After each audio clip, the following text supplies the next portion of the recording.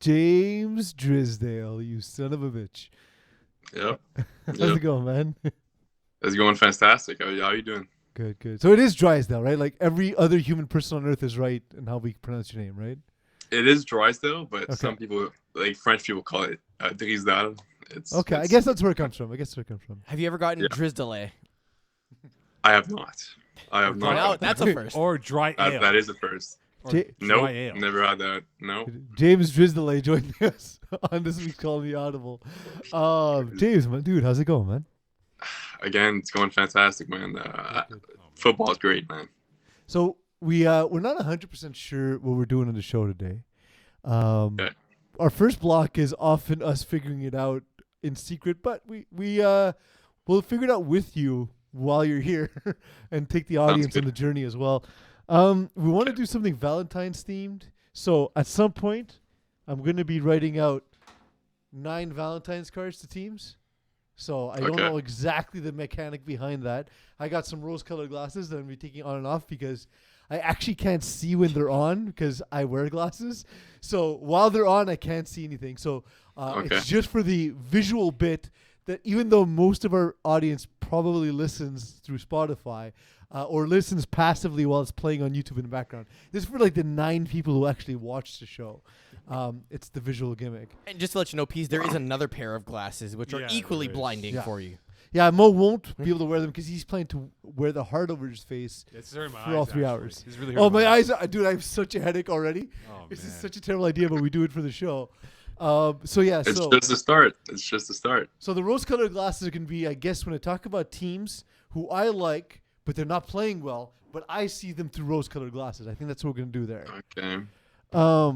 Do you have an I see idea? what's going on. Okay. Do you have an idea of like how we should give out the Valentines? Like what should be the mechanic by which we address these Valentines wishes? Honestly, like you just said it, man. I mean, you're talking about in person. You're gonna get No, them we're gonna write them out and then I'll have Eagle read them on the James show. is struggling right now here. But I don't know like at what point, like who are the teams I'm addressing? Like are these like my true loves, like teams that how about this? Teams I've fallen in love with this season that I had no expectations for, or I just didn't know much about them and then I saw them play and I love them. Okay, that's it.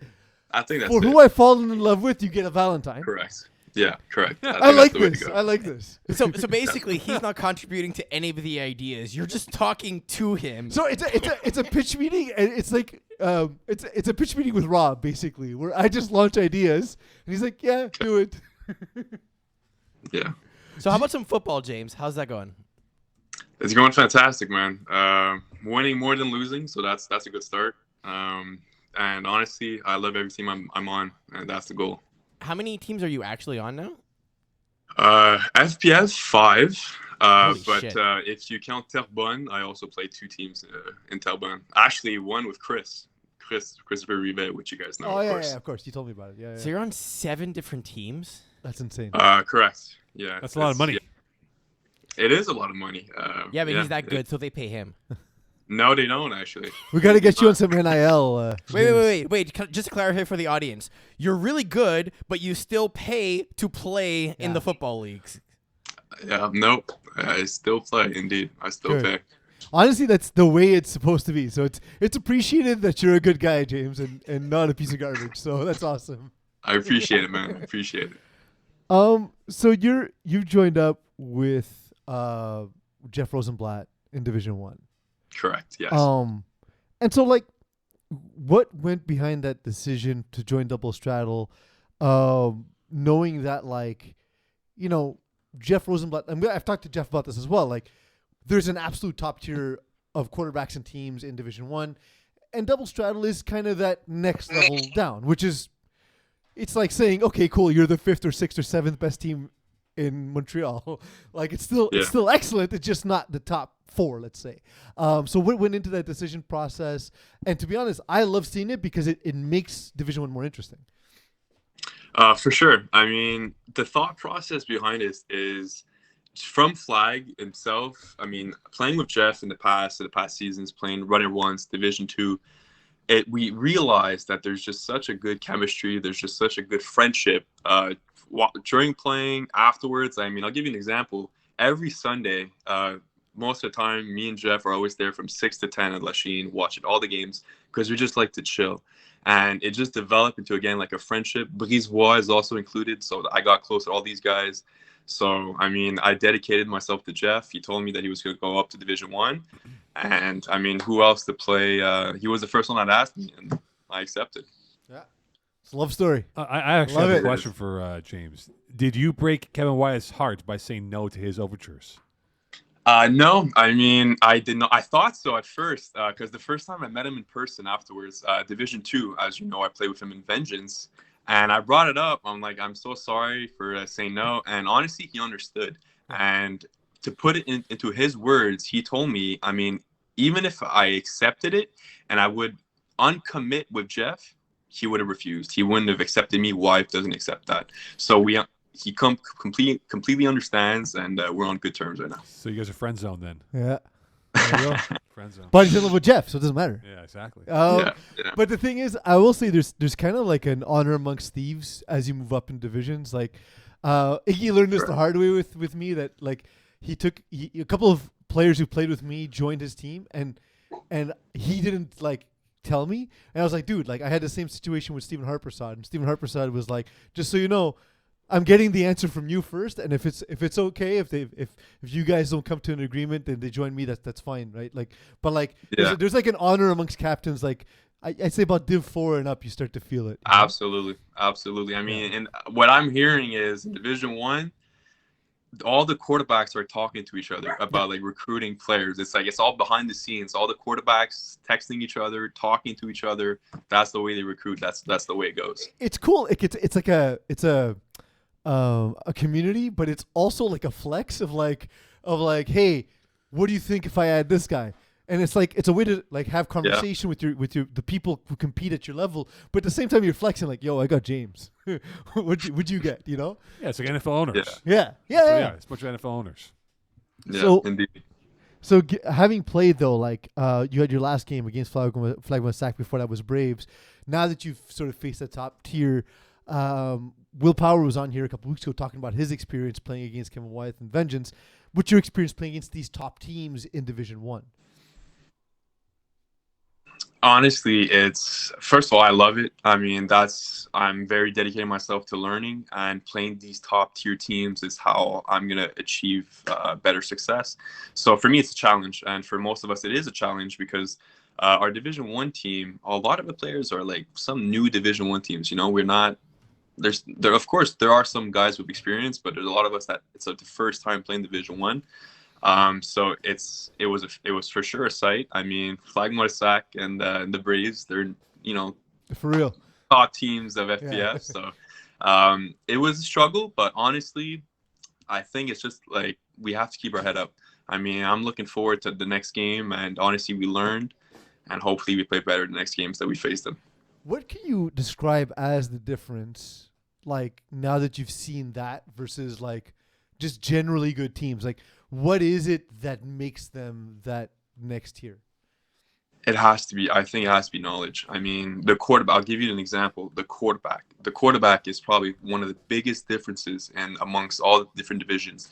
Flagmore-Sac, Braves, Joe Maurer, all these quarterbacks, I mean, it's just unbelievable. They have the way they read the defense, you see it.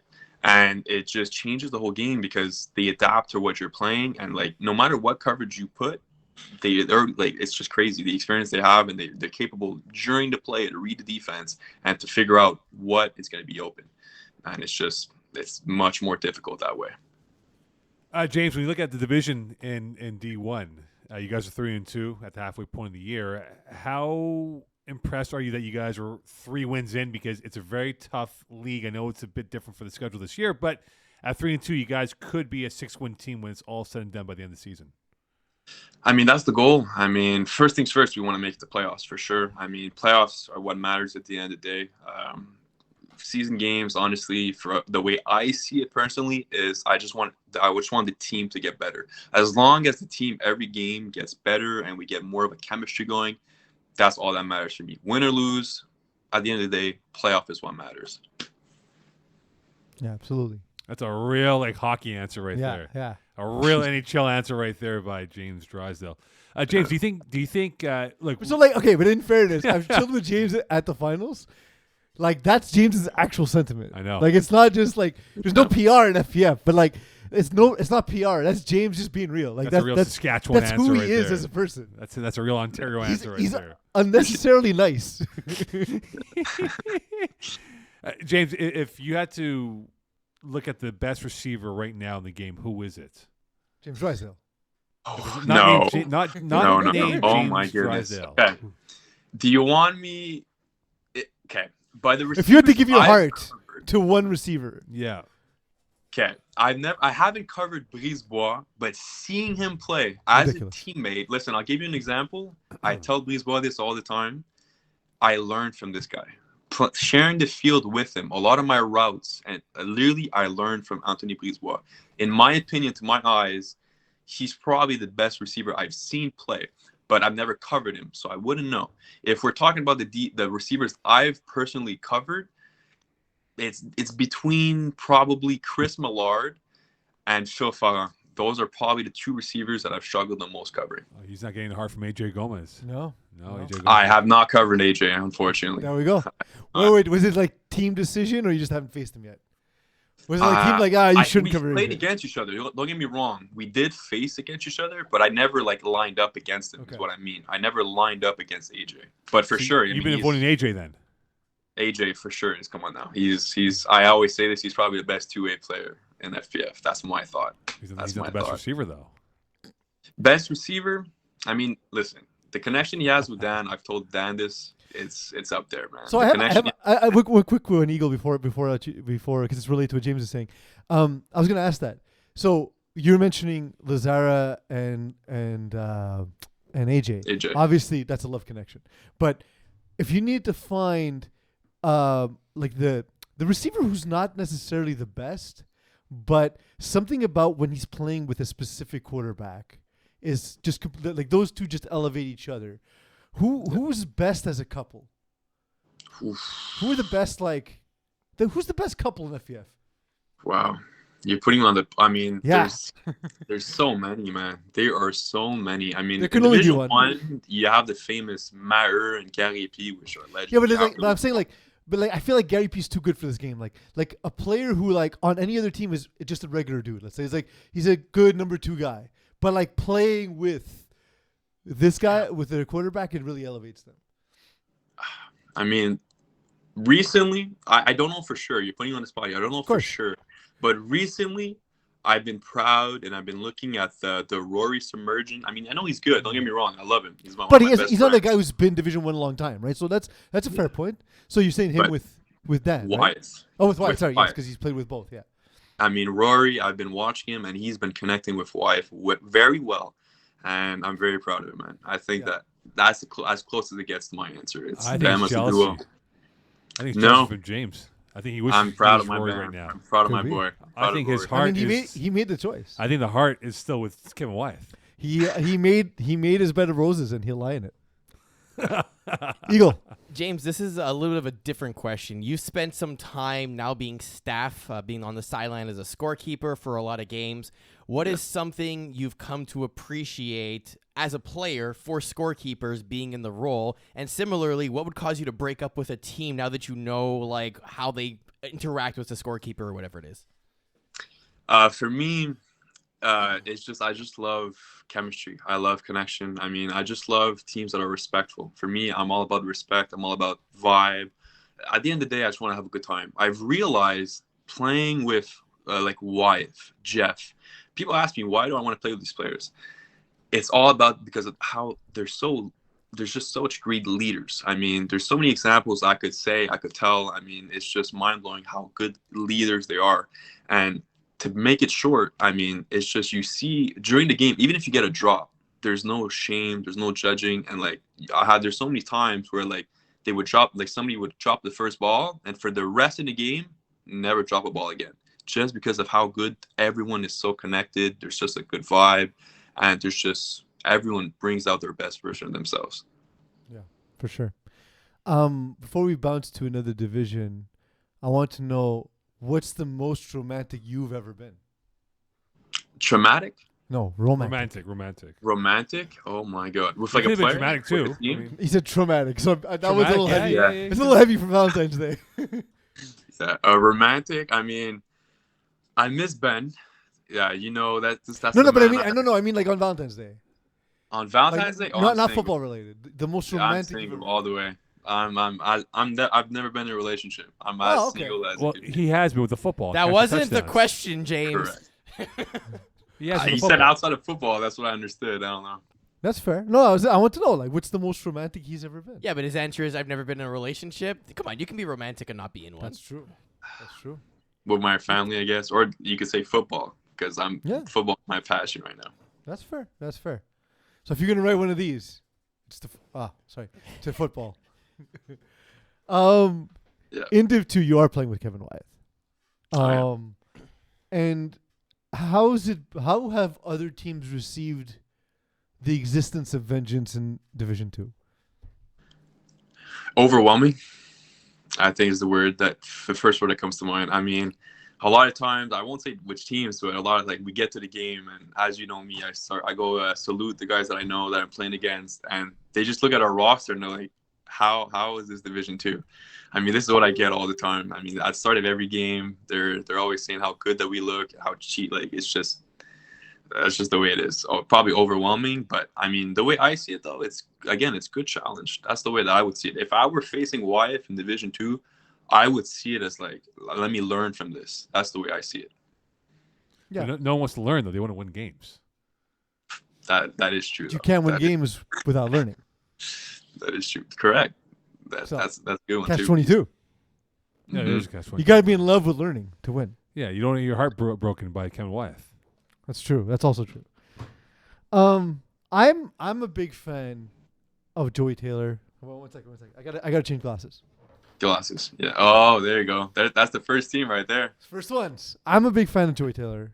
I know it's unorthodox. I know the Moretti crime family. When you see them, it looks like an off-Broadway production of the Bad News Bears. But they tend to give some teams issues. They tend to give some teams problems. I'm looking at them, of course, as always, with my rose-colored glasses, thinking that okay, I know obviously any team who's not named Vengeance or even like Urgence Medzik or even Braves 2.0, any team not those three teams to win a championship would be a huge deal. But Moretti crime family to me is if they get good playoff matchups and then just have to knock off one of those teams. And let's say it's not Vengeance because it won't put you in that spot, but let's say lays an egg, just has a terrible game. Am I being ridiculous here with my rose-colored glasses, or is there just something about them that's just a nightmare for teams to deal with? It's a nightmare. I mean, I played against them once, and Joey Taylor just knows how to play the game. He just knows the clock management. He knows how to, he just manages the time so well, and that's what he's known for. I mean, yeah, of course he's known for all those short routes, but I mean, hey, if it works, you could keep doing it. I mean, he's just reading the defenses. He's playing great, and I've seen him win games that I thought that he would never win before. So, I mean, at the end of the day, it's football. Just like any sport, any team could win. I mean, at any moment. Underdogs happen all the time. Upsets happen all the time. One team in Division 2 that you think will be a dark horse going the rest of the way at the halfway point. Dark horse, define that exactly. A team that's no one's talking about, because you look at it right now, you have, I believe now, 5 or 6 teams at 3 wins or better, and then you have half the division at 2, if not less, wins here. So is there a team that you think can rise up? Could it be Terror Squad? Could it be KGP? Could it be Got Skills that had a bit of a glitch start to their season? So could that be a dark horse team that can definitely make a run and be in that conversation of being a top half team in Div 2? Honestly, I've seen Terror Squad play. I think they were playing against, I think it was Urgence Medzik, and it was a fantastic game, by the way. I mean, I watched it was after one of my games with the Vultures in one of my lower divisions, and I watched the whole game, and it was a spectacular game. I mean, there were highlights throughout the whole game. So I think my 2 answers, thinking quickly, Terror Squad is one of them for sure. I think they have potential. If they keep going and they still build that chemistry, I think their squad is one of the answers. Another one I played against them, Touch Foot 450. No, they're trash. They have They're potential. They're trash, James. The game they played against us, they played good. They had potential, in my opinion. They're trash, James. I'm sorry. I had to put you out of no. They're not a good team. They have no quarterback. They have athletes, but they don't have quarterback. That's true. I mean, the quarterback, I don't know if he was the main quarterback. I didn't check. But he played a decent game. He played a good first half, to be fair. I think with some reps, Ginsley Alexi might be the answer for them at quarterback, though. Because I thought he was the quarterback. I thought he was, but he wasn't when I played him. I think he's played one game at quarterback from just based on Maybe. stats. Maybe. But yeah, so I'm waiting for the page to open. We're struggling with Wi-Fi. He came in on Wednesday night against Urgels Medek. The game was 41-14. He came in and made a run afterwards. But I mean, like he had like in the part of the game he played, he had 131 quarterback rating. Like it's not bad. You know what happened? He threw two 40-yard bombs because UM's like, you know what, screw it, and they got messed. Fair, but you know who didn't throw 40-yard bombs? Anyone else on that team.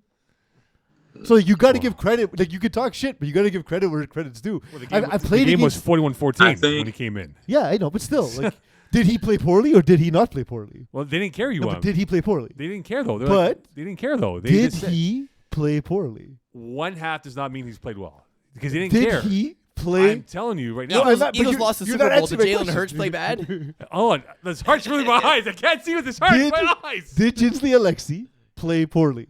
He played all right. Okay, he just made so that's already that's an improvement, is it not? We'll see now with the bigger sample size for sure. But honestly, like I've played against him in Coed, and I thought, okay, we'll just win this based on knowledge, right? Like he's a great defender, sure, and he's a great receiver, but like this guy doesn't know how to play quarterback. And I was remarkably impressed. I was impressed by his patience. Yeah. I was impressed by his ability to shuffle his feet and get back into throwing position. Like, no, I was impressed with him straight up. You know what? Mo, you're wrong about this. I'm writing my first Valentine. Go ahead, Mo. Ask your next question. I'm not listening. I like to, but my eyes are like right now, like all over the place. It's hard in my face here. James, you do have a game tonight, right? I do. It's at 9:30. Okay, so I think it's time to let you go, and then we'll continue on with our show. But thank you for joining us. And this how was about fun. join us in the car ride? What? No, he has to drive. Yeah, Safety first. Yeah, you can put Bluetooth, right? I mean, I still have a bit of time, but I don't mind. It's up to you. Any clothing thoughts for the league, the players? Anyone you want to diss? I mean, no. Honestly, the way I'm just proud of FPF right now. I mean, just from an outside view, FPF is massive right now. I think is it one of the highest season, like most teams ever? Yeah, I don't know what the stats, but I mean, I'm just proud of FPF. The way, like, just the way it is right now, it's just amazing. Again, I'm so passionate about it, and I'm just so happy it exists. All right. James, thank you so much. Safe travels. We'll do this again next week, all right? Same time next week? Sounds good, man. All right, see you next week. Thank you, guys. All right, James. Have a good night. Drysdale. Later.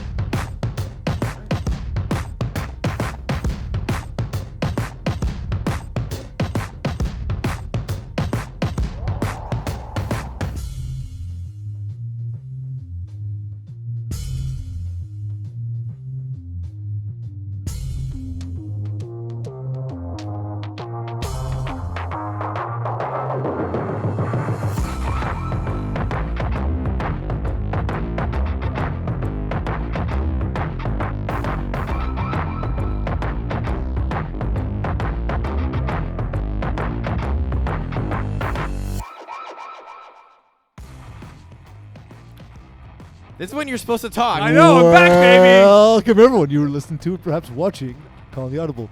Joining me finally is Mo Khan. The heart face smoke on. I'm back, baby. Well, I don't know. People can't tell. Maybe Yeah, it's you. Maybe it's not. I know. Maybe it's a deep fake. I've been gone for a month for broadcasting purposes. This is like the worst Instagram filter to ever because it doesn't actually cover your face. It's just like But there. it's like most Instagram filters. Wait, hold on. Is it not covering my face, though? Dude, you can see yourself on the screen. Well, Can he though? a little bit. No, you can't see me now. Can you? There you go. That's perfect right there. Yeah. Oh, you know it's me. So, just a recap for those joining now, which I don't know why you would join now or how. We did Divisions 1, and we did some of Division 2. We'll wrap it up just Mo and I, because James Drysdale had to go to play his game. But we did a segment with James Drysdale. We also talked about what we do on the show. One of the mechanics we introduced on the show is these rose-colored glasses. When there are teams I think too fondly of, I will put them on. And when I feel strongly about a player or team, I will write a Valentine and send it to Eagle so that he can read it over the airwaves and that love can be spread throughout FPF. You want to get yours to Ginsley? I'll see him on the weekend. Oh, yeah, that'd be great, actually. That'd be great. Give it to me. I'll get to Ginsley afterwards. Perfect. And let's read this one out loud. Dear Ginsley, you're up and coming and never matchup dependent. You think? Happy Valentine's Week. Do you think he'll know it's from Peasy or he'll think it's from me? Well, it's signed. Yeah, no, but he's gonna be like, "Who the hell's Peasy?" Well, I mean, we played against each other and we talked to each other. It's a weird thing to... All right, so we'll get that to Ginsley when I see him Monday. Yeah. All right, Ginsley. All right. Well, we're back, baby. All right, Division 2, we're just wrapping up Div 2 here. It's a special Valentine's Day edition. Happy to be back here. Thank you to Iggy and you for holding on the fort as I was gone for a month of... It was the most enjoyable month of my life. Yeah, perfect. Yeah. That's what we want. 3 hours never felt so better without Mo Khan. Yeah. That's how we look at it. A reminder. That was my Valentine's Day. It's weird because teams have played different amounts of games. Yeah. We're getting close to that period where you need to have people rostered to get them eligible for playoffs. You need 5 games played for playoffs to be able to play. You get a game played by showing up at the field wearing a jersey, or if you're injured, check in with the scorekeeper so they know that you're actually there. If you don't have your jerseys, what are you waiting for? It's week 7. Come on, cutting stunts. Yeah, there's even, like, for example, there's a situation in Division 5A which we'll talk about when we get there. A player is hurt, not for the rest of the season, and was looking for a replacement. They found a replacement, and so it's good because there's just enough time to place the player on a team so that they're playoff eligible. So if it's injury or you're looking to add someone to your roster, if you want to improve your team, this is the time this season to do it, because within a couple of weeks, even if that person can help you, last couple of games of the season, they can't necessarily help you come playoff time, and that's going to be an issue. Yeah, we speak about it ad nauseum, and then what happens week 12 of the season now? Hey, so-and-so played in week 3. Well, okay, cool. Where's the evidence? Oh, he was there. Talk to so-and-so. Please take the time to look at your games played for your roster. If you see that there's an issue, just email the league and we'll get it corrected, because better now than later, because by the time we hit the end of the year, we're not going to remember what happened in week 3, week 4 of roster. Not only that, it won't count at the end of the season because, Eagle, how many days do teams have to correct us when it comes to games played? And maximum 7 days. And honestly, considering you're supposed to be checking in with the scorekeeper to figure out who's there and who's not, it's kind of hard to contest when things are off, because they should be telling you who they checked off on the spot. So if we made a mistake, okay, it could happen. Guy gets unchecked by accident, whatever it is. But you should know right away in terms of who's there and who's not, and who's getting the GPs and who's not. So, yeah. Question for you. We have Tuesday games coming up at the end of the month? Do we? I think we do. I was just looking at the schedule right now. We do. We have one. Just one? Okay. That feels like a mistake. It's probably rescheduled. Nothing says Rob Cabana, Tuesday night game. No, there's 2. There's one in April, but that's playoffs, so There's that's a different. bunch on February 28th. Yeah, but I'm saying, no, it's one Tuesday One worth window. of games. Anyway, so check out your schedule, please. The heart says, check out your schedule. If you don't, it's going to be shattered to pieces when your He's roster lying. The is heart all. says nothing. The heart says what the heart says, The Eagle. heart says whatever it is. All right, the 7th Div 2. We The did heart Div says 1. what the heart wants. It's Valentine's Day, so we're doing a special, what do we do, swipe It's not right? Valentine's Day. I know. Either. Doesn't matter. Swipe right, swipe left. What do we do? The audience doesn't know that. So I've never we do this every year. You have to remind me what the swipes mean, because I'm so old that I predate internet dating. I've never used any of the apps. So swipe right is what you like the person. Swipe left is you go into the next profile. I swear there's a you go into right-handed the next profile supremacy. anyways. Well, people, I don't know. Mo doesn't know what swiping left means. He just swipes right. So I swipe right, everyone. Swipe right, swipe right. So there's a I have a friend who did that.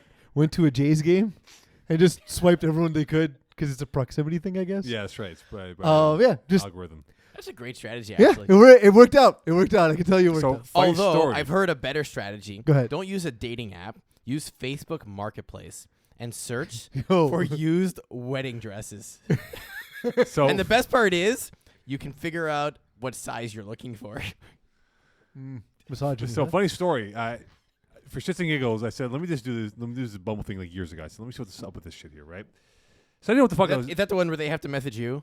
I don't know. Whatever it is. So I think didn't- it is, I didn't and know that's why what it was was terrible. what, right? So I kept on swiping right. And one of my best friends, he's no longer with his girl, like a different former ex-girlfriend. Her profile pops up. I'm like, oh crap. Let me swipe right, thinking that's okay. Swipe right meant I don't like her. Incorrect. Swipe right means you like her. I was like, oh shit. I deleted my profile right away. I told her, I go, dude, I swipe right instead of swiping left, man. My bad. Yeah. I also get confused because again, my age, like what swipe right and left really are, but that's a whole thing. That's a whole thing. You know that? So, Mesh.com actually owns all of these dating services. Yeah. It's all the Match Group or whatever they're called, and they're losing a ton of money because basically the giant bump in growth has already happened, and now as people stop using the app, they're kind of replaced by the same amount of people, but there's no like new markets for people that are into dating apps. Yeah. So yeah. So we'll see what the future holds when it comes Your to TAM is dating always stuff. shrinking if you're successful. Yeah. Yeah. It's a, Well, and just like you're not going to introduce it to a whole new population, right? So it's like the same. You're losing a few people at a time, or a percentage of people at a time, and they're basically being replaced by the same amount of people, which is fine, except in a world where you need to show earnings quarter over quarter, and then you have to crack down on people sharing passwords. exactly. Like Netflix. Yeah, that was the Wow, joke. Mo. The jokes are Way to be funnier when you subtle. explain I them, know. huh? It's been a month, right? Yeah, it's been a month. Getting back into the rhythm of things here. Can I write Mo the opposite of a Valentine's Yes, card? you may. Mo, you've been terrible this show. I know. Happy Valentine's Week. Perfect. All right, Div 2. We're just wrapping up Div 2. We had James Drysdale on. A very in-depth conversation with James. And so, Bees, as we reach now at the halfway point for most teams, if not all the teams in Div 2, are we swiping right or left of some of these teams here on our belief? Give it to me. Okay, I'm not going to give you Vengeance. We're swiping right on Vengeance for sure. Run it once. Well, dude, you know my type. I know your type. You like That's my type. Vengeance. Yeah. My type is Yeah. offense, and they scored 299 points. in Your six type games. is perfect.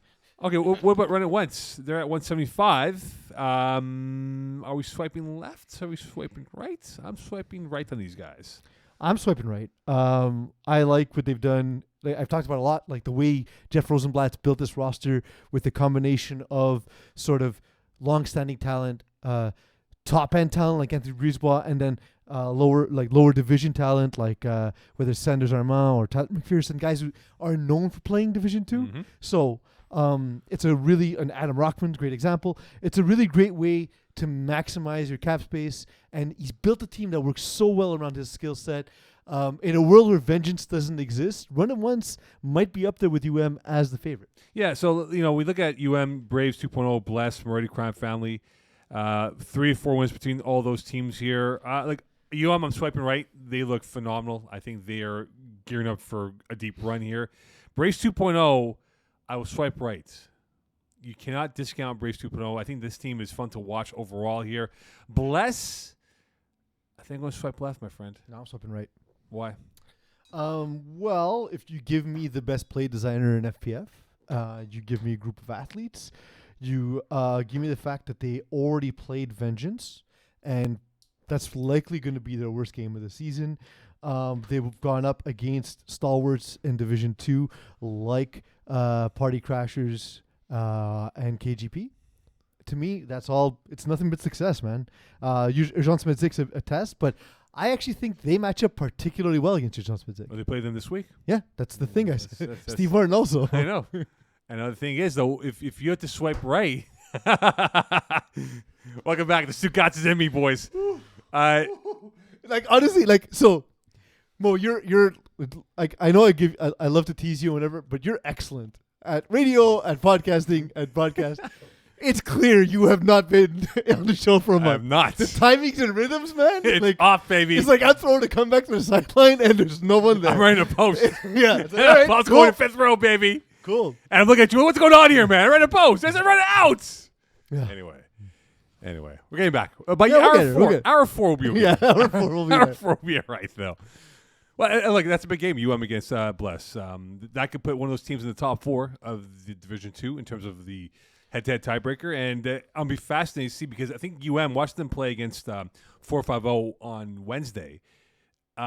Easy game for them. They're up 41-14 at halftime. I don't know if UM's been really thoroughly challenged yet, but this is a good test for them that they'll have at Loyola on Sunday. So there's been I'm undecided on the swiping on UM. And I'm swiping right on them. well, see, here's the thing is like physically, I'm very attracted to UM, but I don't know if I could connect emotionally because there's two sides of a debate here, and I don't know how I feel about it because I'm of both minds. First of all, I love Justice Dupuis. He's my ex-teammate, great dude, one of my favorite people in FPF. But what I will say is, he said, "Well, look, you guys give me a hard time for not moving up divisions, but." All of these cowards keep joining Kevin Wyeth, keep joining Dan Lazara, keep joining... Did he say cowards? Cowards. Did he say that? Cowards? Yeah, cowards. He did not. I'm editorializing. But he implied all these cowards joining these established teams to be their fifth receiver, where they can be like my top 1 or 2 guy. And so, like, it's making the decision to jump up to a division higher. And then other guys have said, like, well, Jeff Rosenblatt, for example, is like, hey, I'm doing it with other groups of guys that I've recruited in lower divisions, and your core is stronger than, let's say, the Run It Once core was initially. So, like, where do you land on this debate? Right. I think I think Jesse brings up a solid point that, hey, why go to a loaded team and be the 5th, 6th option when you be the number 1 option? I get that point. I see that in recruiting for sports when I cover. But sometimes it's the allure of playing with certain people. It's like the NBA, right? It's the same thing, right? The allure of playing so-and-so. Hey, I want to go play with this guy because you know what? That's the allure of it. And I think in this situation for Jesse, he has his core in place. I mean, he's brought in Gropini. They have A.J. Gomes as a cameo guy on the roster here overall with what he's done so far. But the reality is Kevin Watt's always retooling. He's always bringing in new guys.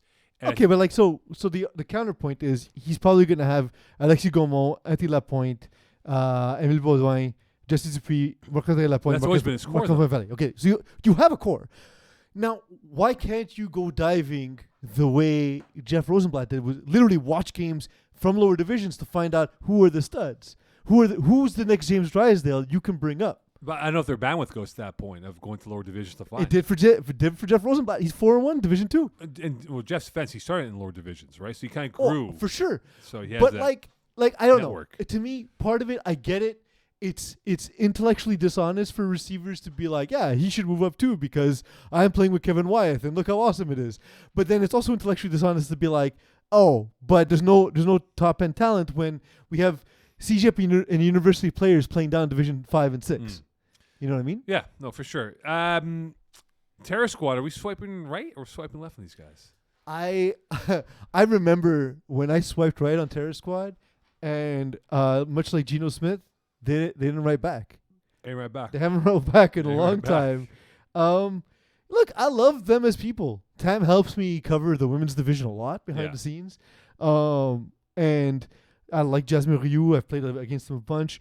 Obviously, having Serge Prelon and Pat Jerome, like, there's just, it's missing a completion. There's just, the top end talent is exceptional. It's just not a well-rounded roster, in my opinion.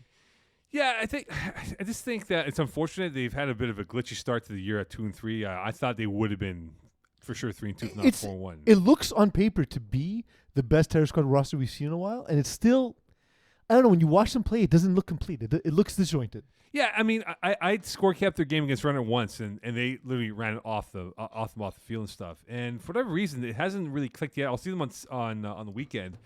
But look, they are a team that they could, if they click, they can be one of the tough routes. So whoever they get in the playoffs in the first round, that's a tough matchup. Oh yeah, they're a horrendous matchup for everyone if things click. Exactly. You know, like, because that's the difference between a team like Urgence Médic or a team like Run It Once. Those teams now have a core, and the timing, the chemistry, the spacing, all that's there.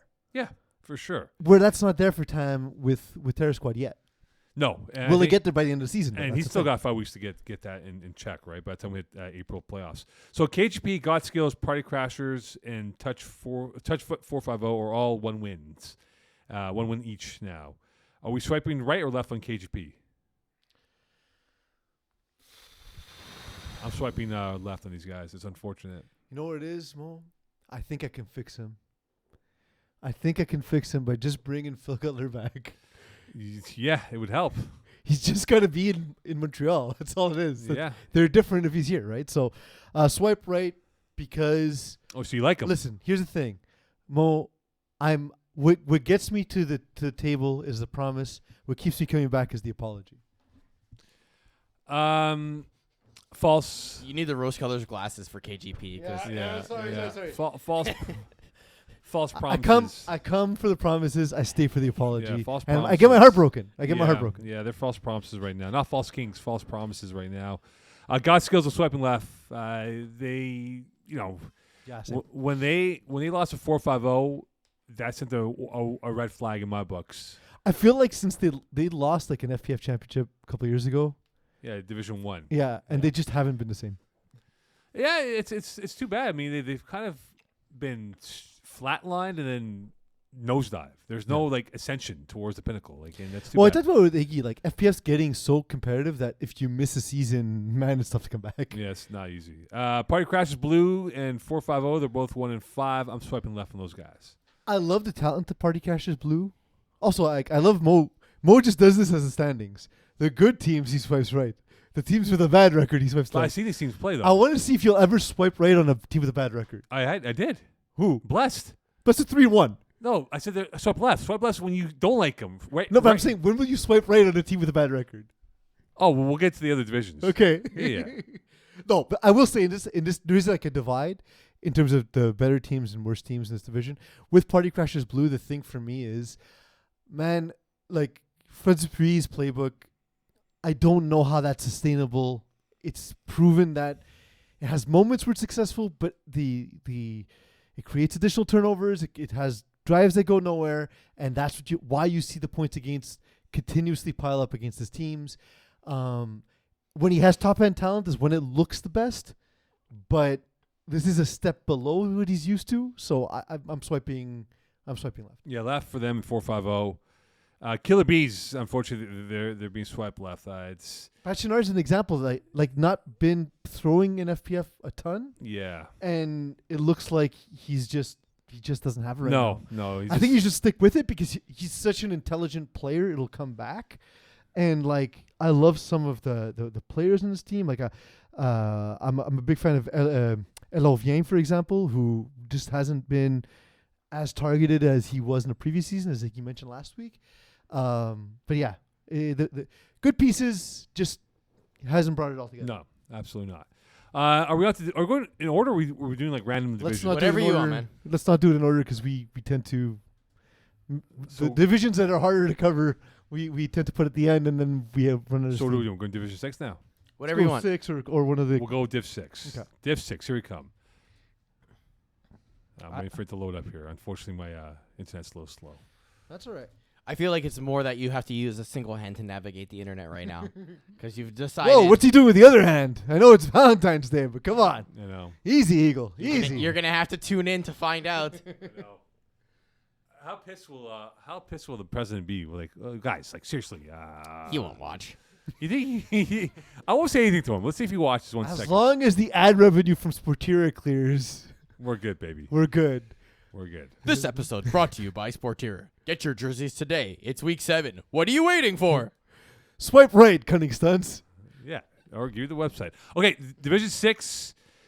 So in Group A, we got Maccabees, Weiss Osiris, No Fly Zone, Towers FT, and Grip Rock State University. Chip Rock. Rip rock is what you were doing with Grip your other rock. hand. Grip This Rock. just in, Mo doesn't work in construction. I don't work in this construction. I don't work with my hands like that.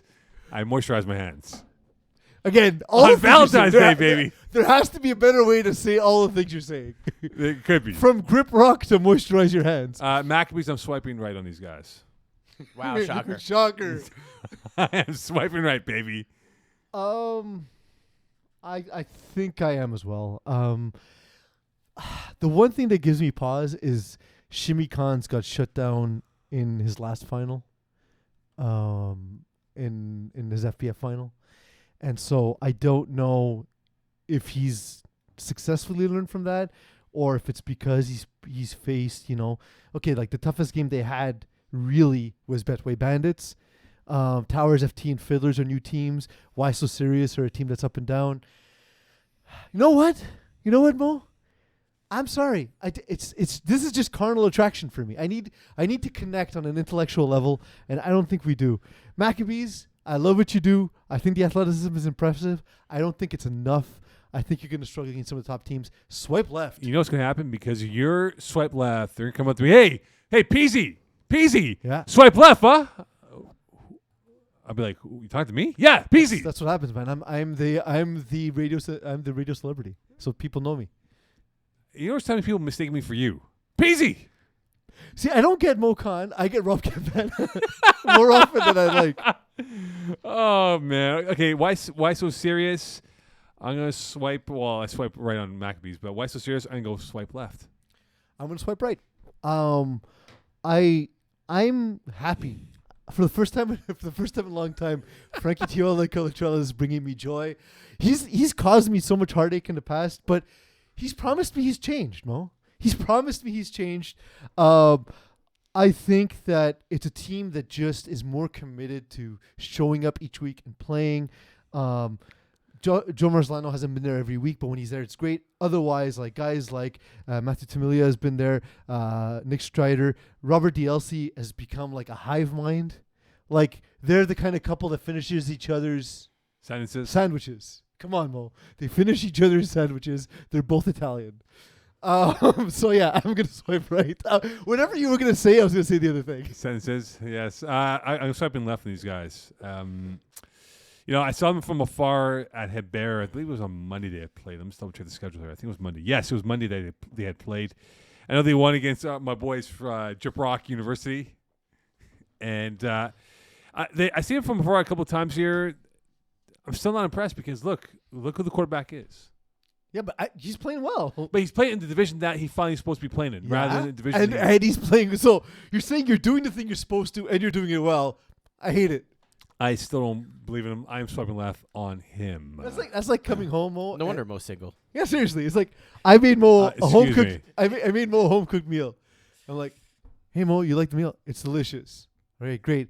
And then he beats me anyway. Come on, Mo. No, that's not the best comparison to use there. Fine. He beats me emotionally. Still not good. All right. He complains about the meal to his He friends. gaslights you. All right. Towers FT and our boys Gyprock State University. I without prejudice, I swipe left. It's not you, it's me. It's you. But it's because you're new. Like, I've seen a little bit of Towers FT, and there's something there. Like, they did score 72 points in the first game against Gyprock University. So yeah, but I mean, does that game really count? Like, take out that one, they've only scored 50 in their next 4, right? Yeah, boy, yeah. Put his heart down, man. It's really hurting my arms now. Do it. Thank you. Loser. God. You could have done it at any point. I know. I love how he invented the challenge, gave himself his own rules with no input from us, and then immediately failed. Yeah. 40 minutes in, man. 48 minutes, it's not bad. It's not, and it's more than 40 because we started the clock. exactly. Right. So 48, yeah. So I lost my headset. There we go. It's back. But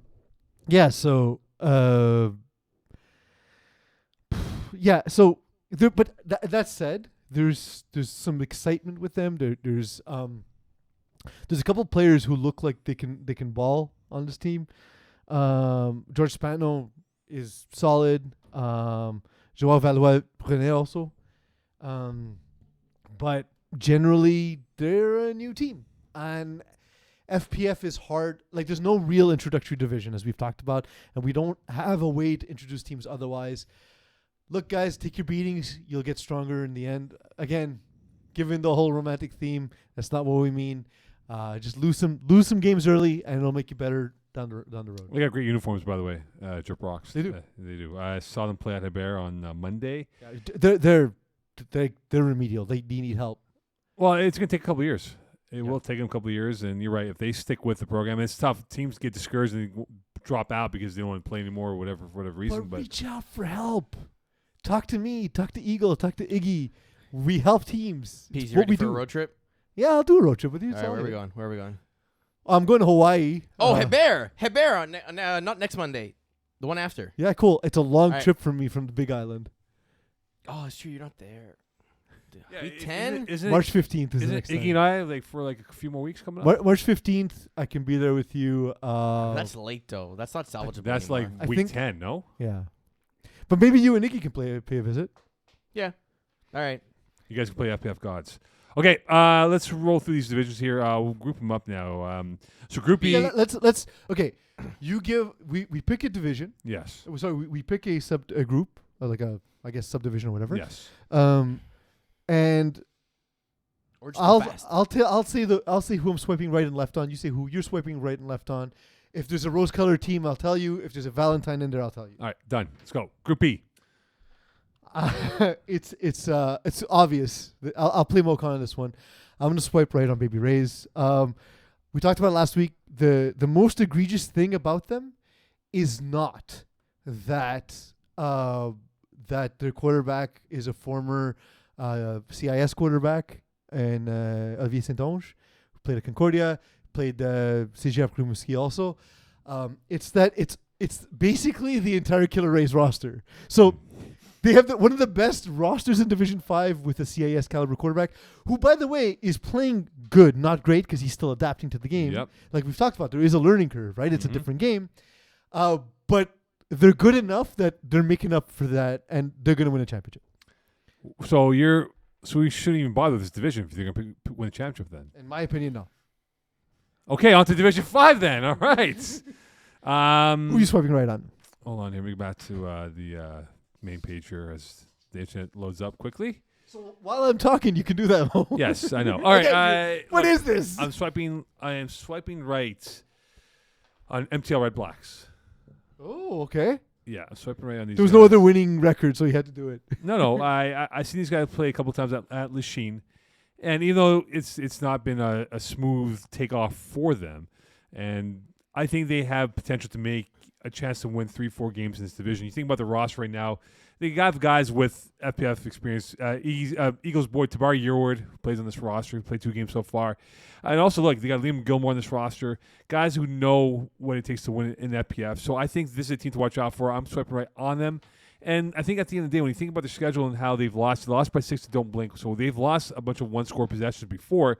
So even with the record being what it is at 1-3, they could be at least 2-2, maybe even 3-1 at this point in the year. So I will take this team moving forward here, and I think they will win 5 games by the time it's all said and done. I'm swiping right on Bananas. 1, because you need your potassium levels, so definitely get that in. Mhm. And as well, I mean, even though they're 1-3, their points for has been very respectable. And if they just adjust their defensive allowed, I think they'll be okay. I got to swipe left. That's fine. I got to swipe. No, well, I have a swipe left candidate. Also, answer my question in Messenger when you can, Oh, yeah. because it's related. Dime Squad, otherwise known as Justin Charles. Cheat Squad. They tried to disguise Justin Charles under a pseudonym. Oh, yeah. They got caught. You'll always get caught. We always catch teams. We always catch cheaters, okay? Seriously, Cheaters especially on cheat. Valentine's Day. We caught a team, a franchise on back-to-back seasons, trying to cheat. The captain tried to cheat in back-to-back seasons for the FPF finals, and they forfeited their spot in the finals, and we did not care. If you cheat, you don't deserve your spot. Oh, Dino. Yeah, I don't know. I don't talk about that person. Oh, Dino, yes. My life is better when I just talk about people I like. So, Dino Fidazazio, yes. so yeah, his name rhymes with cheater. Dino. So look, the team is talented. The team doesn't need to be cheating. So just find someone who can throw and have them throw. Like Kalen Trimpani is on the team, maybe because he's only played a couple of games. Otherwise, figure out your problems. You knew this coming into the season. You should have figured it out ahead of time. All right, on to the Group C. Toon Squad. Swipe around the Toon Squad. They're my boys. I love these guys. They think I hate them for some reason. Yeah, I know. I don't know why. I know. Who's your favorite character in the Looney Tunes? I haven't watched it in a long time. Bill man. Murray. That's a great answer. Look, Toon Squad. Someone, please. I haven't watched in a long time, man. I forget the character's Name name. anyone. Loghorn. Foghorn Leghorn. Foghorn Leghorn. Well, I that's it. say, boy. I do like him because he's terrifying, and I feel like That was a terrifying impersonation by Eagle. yeah. I like Tweety Bird. I also like the skunk, who we can't talk about anymore. 'cause Yeah. Woke. Is it really? Is it really? He's kind of rapey. It's like It's very rapey. so. Like it's a different time. Yeah. It's a different time. It's a time maybe that shouldn't have existed, but it was a different time. Garner Ross, I know he's now the full-time quarterback, not the specialized quarterback in the red zone for them. They could. I mean, this is a team that's been playing the league now for a few years since the COVID era of FPF. But if Garner Ross continues to ascend and just be simple in his offense, they have a chance to win more games here. I believe they're at 3-2 now. 2-2, I beg your pardon. They could very well be a 6-win team, if not 7 wins, if it falls their way here. So swiping right on Toon Squad. I'm swiping left on Betway Bandits. Why is that? I like the improvement. I think they're really good. They're a team that I can see myself swiping right on in the future. But just I'm not ready for that right now. Betway Bandits are playing like F boys. They're the F boys of the division. Oh, the Fun Boys. Yeah, sure.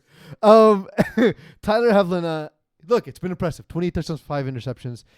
I'm not buying the 49% completion percentage. I'm not buying the sub 100 quarterback rating. You're getting carried a little bit by your defense.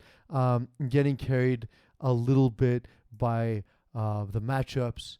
I'm going to say this, Mo. Like, sometimes you find true love. And sometimes you find false kings. Betway Bandits, false kings.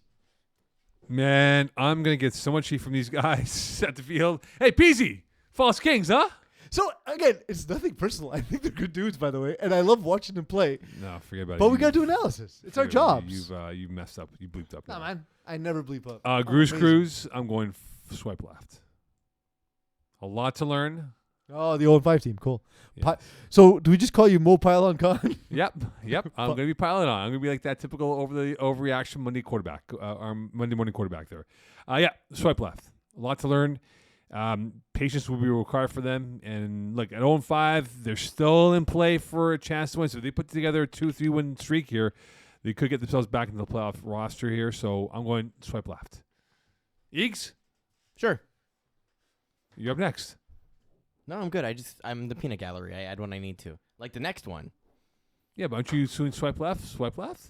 Oh, we're about to throw it down. Group D? You don't know what's about to happen here. Win Diesel. Not only am I swiping left, Oh, no. I'm also reporting the account for inappropriate content before I swipe left. Why? What happened?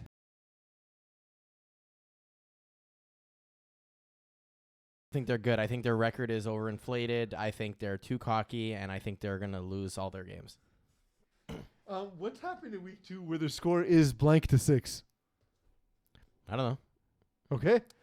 They also had a game against LaSalle Warriors Midget where it's 25 to blank. I don't know. These are all problems that I'm very much aware of. That Okay. I didn't know you were aware based on your answer. I don't know what's going on. What do you mean? Carlo! What are you talking about? Wait, sorry. I'm taking my glasses off. When is it- Carlo! But when Diesel won 45-25 against LaSalle Warriors. Dude, there's nothing on the scorecard here. I'm looking at it right now. I'm looking at it right now.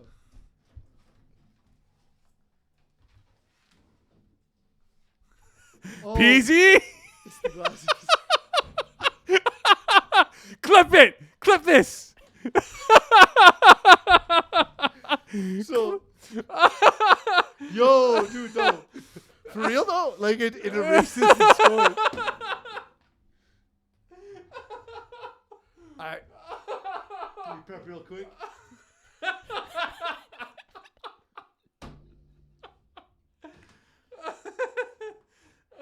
Oh, I'll prep real quick.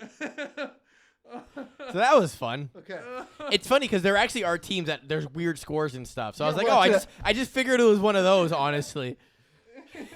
Wow. Color blindness plus inability to see plus rose-colored glasses. All right, let's start this. I got my rose-colored glasses on for Win Diesel. William Sabag, honestly, far from a finished product, but I love the raw talent. And I think they have the best player in the division, Marcus Lynch. To me, if he doesn't win two-way player of the year, it's a disappointment. And Slim Reaper is what they call him, actually. I like it. Giancarlo Rochella, Remember, boys, I can't read without my glasses on. So that's a great secondary piece of this team. Again, it's not been perfect to start the season, but they're really turning it on as the season goes on. I disagree with Eagle. That win against LaSalle Midget is huge. I like when these. Oh, I know why he's pissed. Did you play him in the spring season? No. Oh, no, someone else played in the spring season. My bad. Okay, never mind. And even if I did, who cares? It's not about that. It's I about don't having a I don't have position. grudges, Mo. I move on from my relationship. This is sports media, Mo. You pick a side, you have a take, and then you stay with it no matter what. Of course. X-Men, I am swiping right. Ooh, Mo, they're kids. I know, but I'm seeing the potential for this team to grow and mature and physically get better. It's like a Disney movie, right? The father hands down the team to the kids. The new X-Men age over here. X-Men Okay, 2.0. there, groomer. Swiping right, my friend. I have a swipe left. Trailer Park Boys. Yeah. Yeah. They've broken my heart too many times, Mo.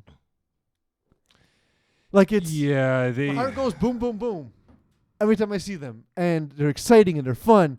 But man, like there's just been not enough improvement. No, they got ripped by Back to the Future. I saw that game. That game ended like they knew they were done after 10 minutes of play. Like their only win was against you guys, right, Eagle? Yes, and that was week 1. Oh, yeah, it was their week 3, your week 1. Yeah. And And we were meeting each other for the first time. wait, your week 1 was in week 5? No, week 3. 2? 3? It says week 5 here. No. Uh-huh. No. Cool. Are you sure? Are you Free reporting agent the glasses squad again? against Trailer Park Boys. Yeah, you guys Week won. 5. You guys won 18-13. 18-13. Oh, that was a week 5 game. Yes, sorry. But we So, beat so you them. actually won that game. Yeah, we won that game. So you guys won a game, and it's like a ragtag group against an established FBF franchise. Like that shouldn't happen. I'm sorry. I wrote this in the article that I wrote for Iggy last week. I proclaimed Antoine Meunier as quarterback of the year of the division, and I've been wrong.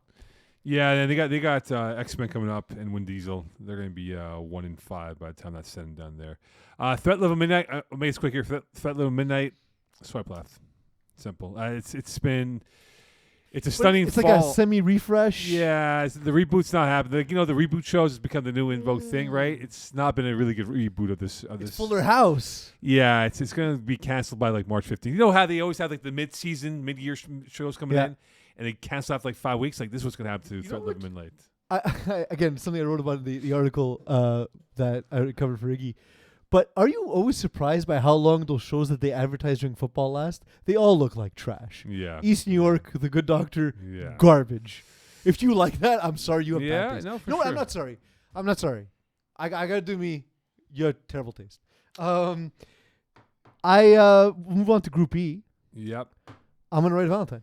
So you give me your Back swipe. to the Future, swipe right. Love these guys. They destroy, they demolish, they excavated.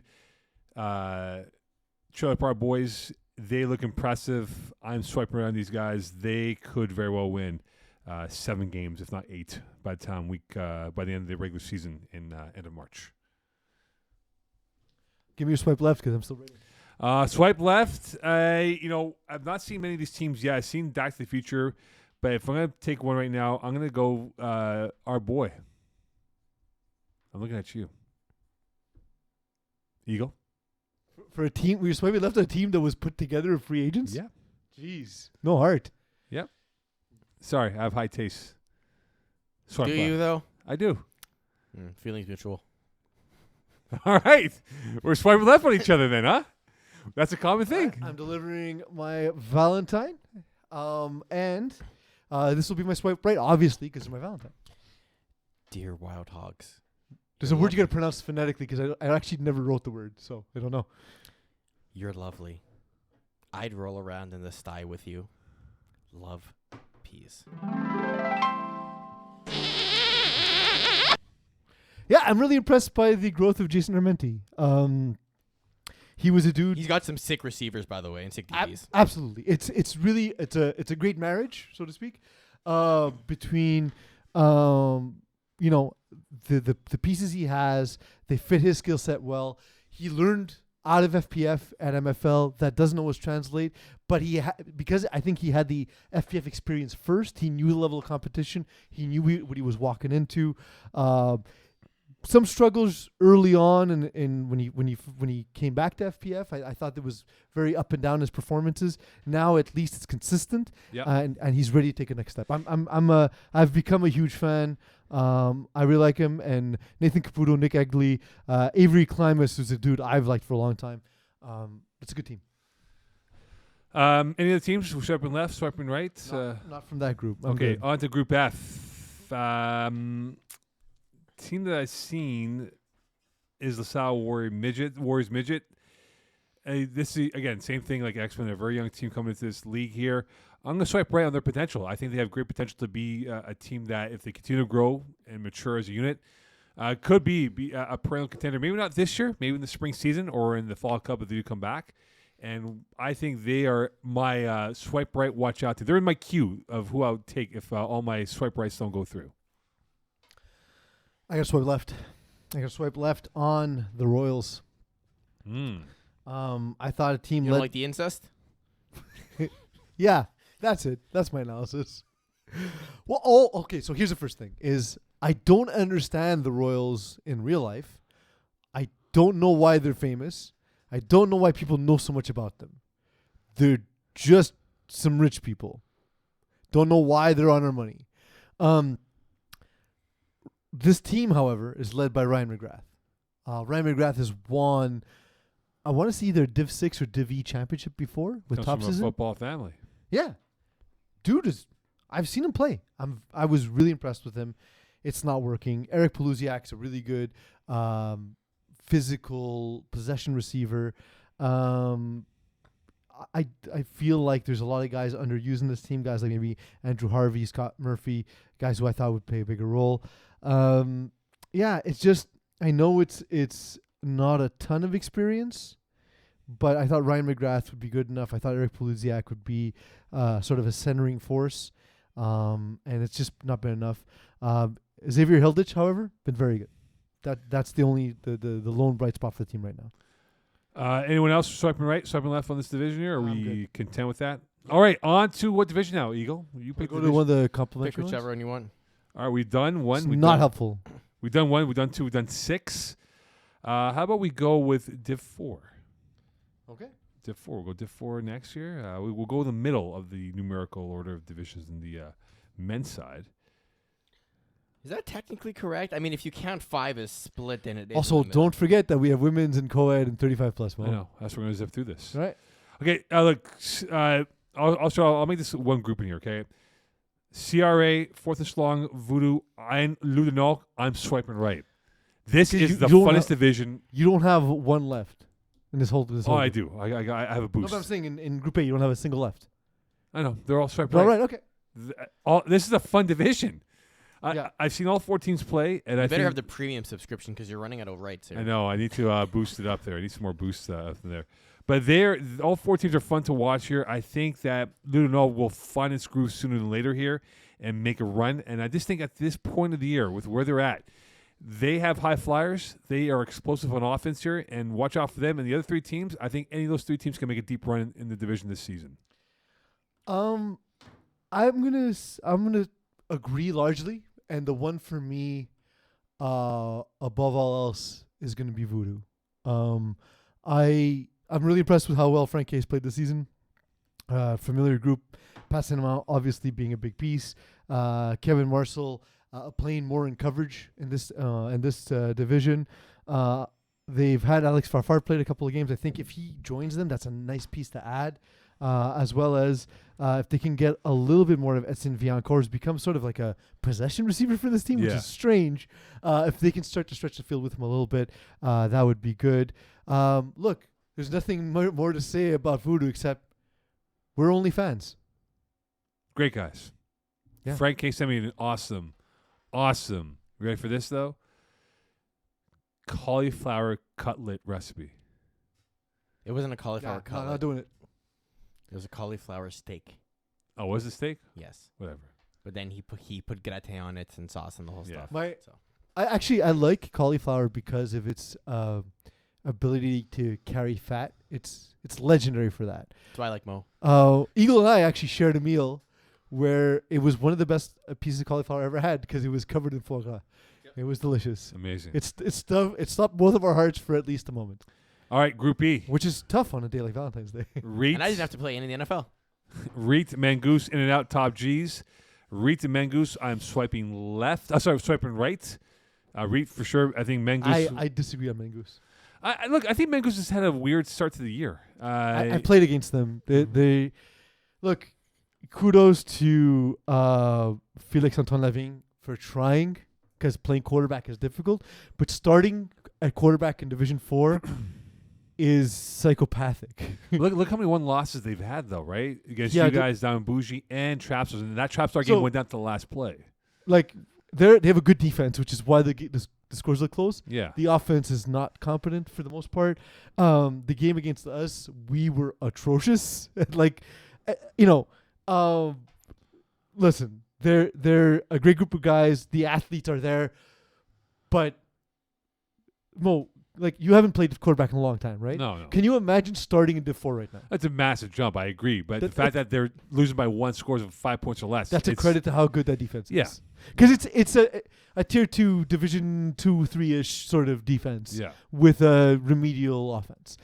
I don't even know if Felix Antoine Lavigne is calling plays. He seems to be getting a lot of input in the huddle. That's not a recipe for success. It's hard not to swipe right on the Reet. There's not a thing not to like about them. Yep. They're the most complete team in the division. In and Out, Top G's. We'll talk about, like, I don't want to talk too much about the Reet just because they're going to be around the rest of the way. So we'll talk about them as we go. Okay. I have a question. So, this probably happens on the apps. Again, I've never used them, so I wouldn't be able to tell you. But Top G's, has it ever happened where you get on the app and you see someone and you're not sure if you're going to swipe left or right, and like you put your phone away, you get it back, and the picture's still there? No. So that's what I feel like. I'm indecisive. I saw like a few seconds of them, like, oh, cool. They look good. And then they just can't seem to get anything together. Have you seen them play? Not yet. Okay. Not yet. I swear, I talked to Iggy, I talked to you, I've talked to Chris Rive. Like, nobody's seen these guys yet. They're unicorns. So hopefully we get to see you soon. I'm playing against you at some point, so I'll see you on the field. But I'd like to get some information. I'd like to know more about them. So not ready to make a decision on that one. That made me uninstall the app because I panicked. Okay, so we're going to go two divisions here. We're going to go like two groups here. So Group C, Group D, right? We got Bissett, Bruins, Team Ethics, Sheriff, LBB, Hot Sauce Sports, Nomads, and Bandits, right? So my swipe rights, Bissett, Bruins, LBB. I'm really loving LBB and Hot Sauce Sports. I love LBB out of these four teams. So I see you hate defense with LBB and Hot Sauce Sports. Well, no, I just think that LBB, I love what Polito's done as a quarterback. He's really opened up the playbook now. Like, there's some throws he's making that he wouldn't have made like 2-3 years ago. Pilato, even. I call him Polito. Okay. Yeah, hey, Polito, what's going on? No, but he's made some good throws, and I like this composition of this roster that he's put together. Guillaume Hamelin is a guy that I'm a big fan of. He can play inside, outside. You can ask him to run any route on the tree, and he does it with great perfection. And he single-handedly beat Trap Stars on multiple third and long situations that won the game by 7 points, which I score capped. So I love that. I love the rapport that Hamelin has with the quarterback, and I think this team is the one I'm circling on, that they could be in that Final Four conversation at the end of the year. I mean, it's just unfortunate that they'll probably lose the Hot Sauce Sports on the way. By 50 million points. That's the only thing. Yes. Look, it's a team I know well. They bounced us from the playoffs in the past. They're good. They're what you expect in this division. Yeah, like, it's hard to disagree with choosing the best teams in each division modes. But Bandits, really, see here, Bandits I'm swiping left because it's but Bandits and Cutting Stunts kind of split apart, and there are two teams. Yeah. I think if they were one team and then made a lower division team, they would both be dominant. Yeah, they essentially diluted their talents. But the defense on Bandits is not bad, man. No, it's that they can't move the ball. That's the biggest problem right now for them. And Sheriff, too. Sheriff, they've underachieved in my books. I know what happened with these guys, but they've not played well this year. I score capped a couple of their games early in the season. I was going to say I swiped left on left. Sheriff. And it's what's hard for me is I've been teammates with Luc Bégin, and I don't understand. This is someone who should be a lot better than me at quarterback, and I don't understand why he's struggling. He gets Joey too cute. Notaro, to me, should be destroying this division on both sides of the ball. Yeah. And, like, he's been good. Like, Kareem Chilcott's on the team, too. Like, there's a lot of guys I know intimately well who's like, yay, that's a good core, right? Those are all guys who've been on cores of good teams. Yeah. I don't understand why it's not working. Louis Bijan started like Baker Mayfield with the Browns. This is kind of forcing it. All right. Group B, Group F, Wide Open Bar, Martin et Le Flag, Cunning Stunts, LGP, Trap Stars, Balls Deep, Blue Dreamers, and Ball Don't Lie. Okay, so the teams that I'm swiping left right now, I'm swiping left on Trap Stars. I think they're just missing. Maybe Kyle Oberfeld being there now helps because I feel like they're missing a piece of that ilk of what he can bring. Martin et Le Flag, I'm swiping right. They have really impressed me this year. They have done it with both sides of the football, balanced attack for what they've done so far this year. The team that I'm really surprised by, those Blue Dreamers. I don't know what it is this year with these guys. I'm swiping left on them. They should be better than what the record indicates. They are an FPF veteran team. They should be better. And I know Barzoni is the quarterback for them, but they had a chance to really make a statement here against Loup de Nord. Added a quarterback from Vieux-Montréal this week also. Right. But it wasn't the offense of Loup de Nord that won the game. It felt like the offense of Blue Dreamers that lost the game. Yeah, and Barzoni, like he's played quarterback before, but 10 INTs, and we're halfway through the year, man. That's a high cholesterol that he has right now of interceptions going forward here. So swiping left on Blue Dreamers. I have another Valentine. Yeah, I wrote one. Yes.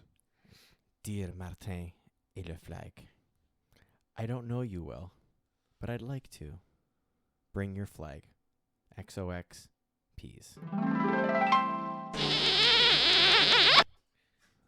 I love them. Yeah. I love them. I was talking to Raph Morelli. Raph Morelli was writing for the division. Is it Morelli? Morelli. I'm sorry because I was thinking of the Division 2 team. I'm sorry, Raph. I love you, bro. I was saying that, like, for me, like, the top teams in division are the REIT, and we'll get them there in a moment, Kiss My In-Laws, and Martin Laflag. And he's like, yeah, I don't really know them. I was like, I'm telling you, dude, there's not a weakness. Yeah. Like, they're not as flashy as the REIT.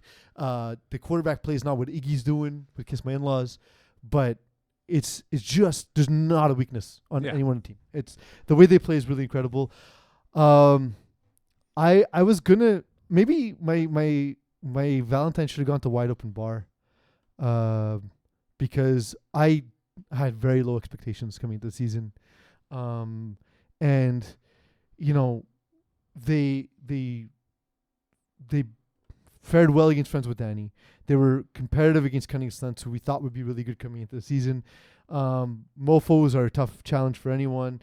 Bessel Le Pot were a team that you proclaimed as a swipe right.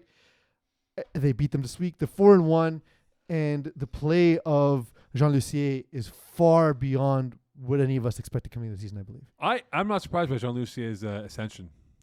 Watching from the based spring on what he, like last season, he kind of pedestrian. Well, spring season he had his moments, but the games that I did score keep in spring season to where he is, and I score kept now, I think 2 if not 3 of the Wide Open Bar games. He's taking a step up. Like he's making some throws that were not being done in the spring season. And remember, they were outdoors. So maybe that had an impact on how his balls were going in Loyola. Outdoors. But seeing him now, and I'll see him again on Wednesday.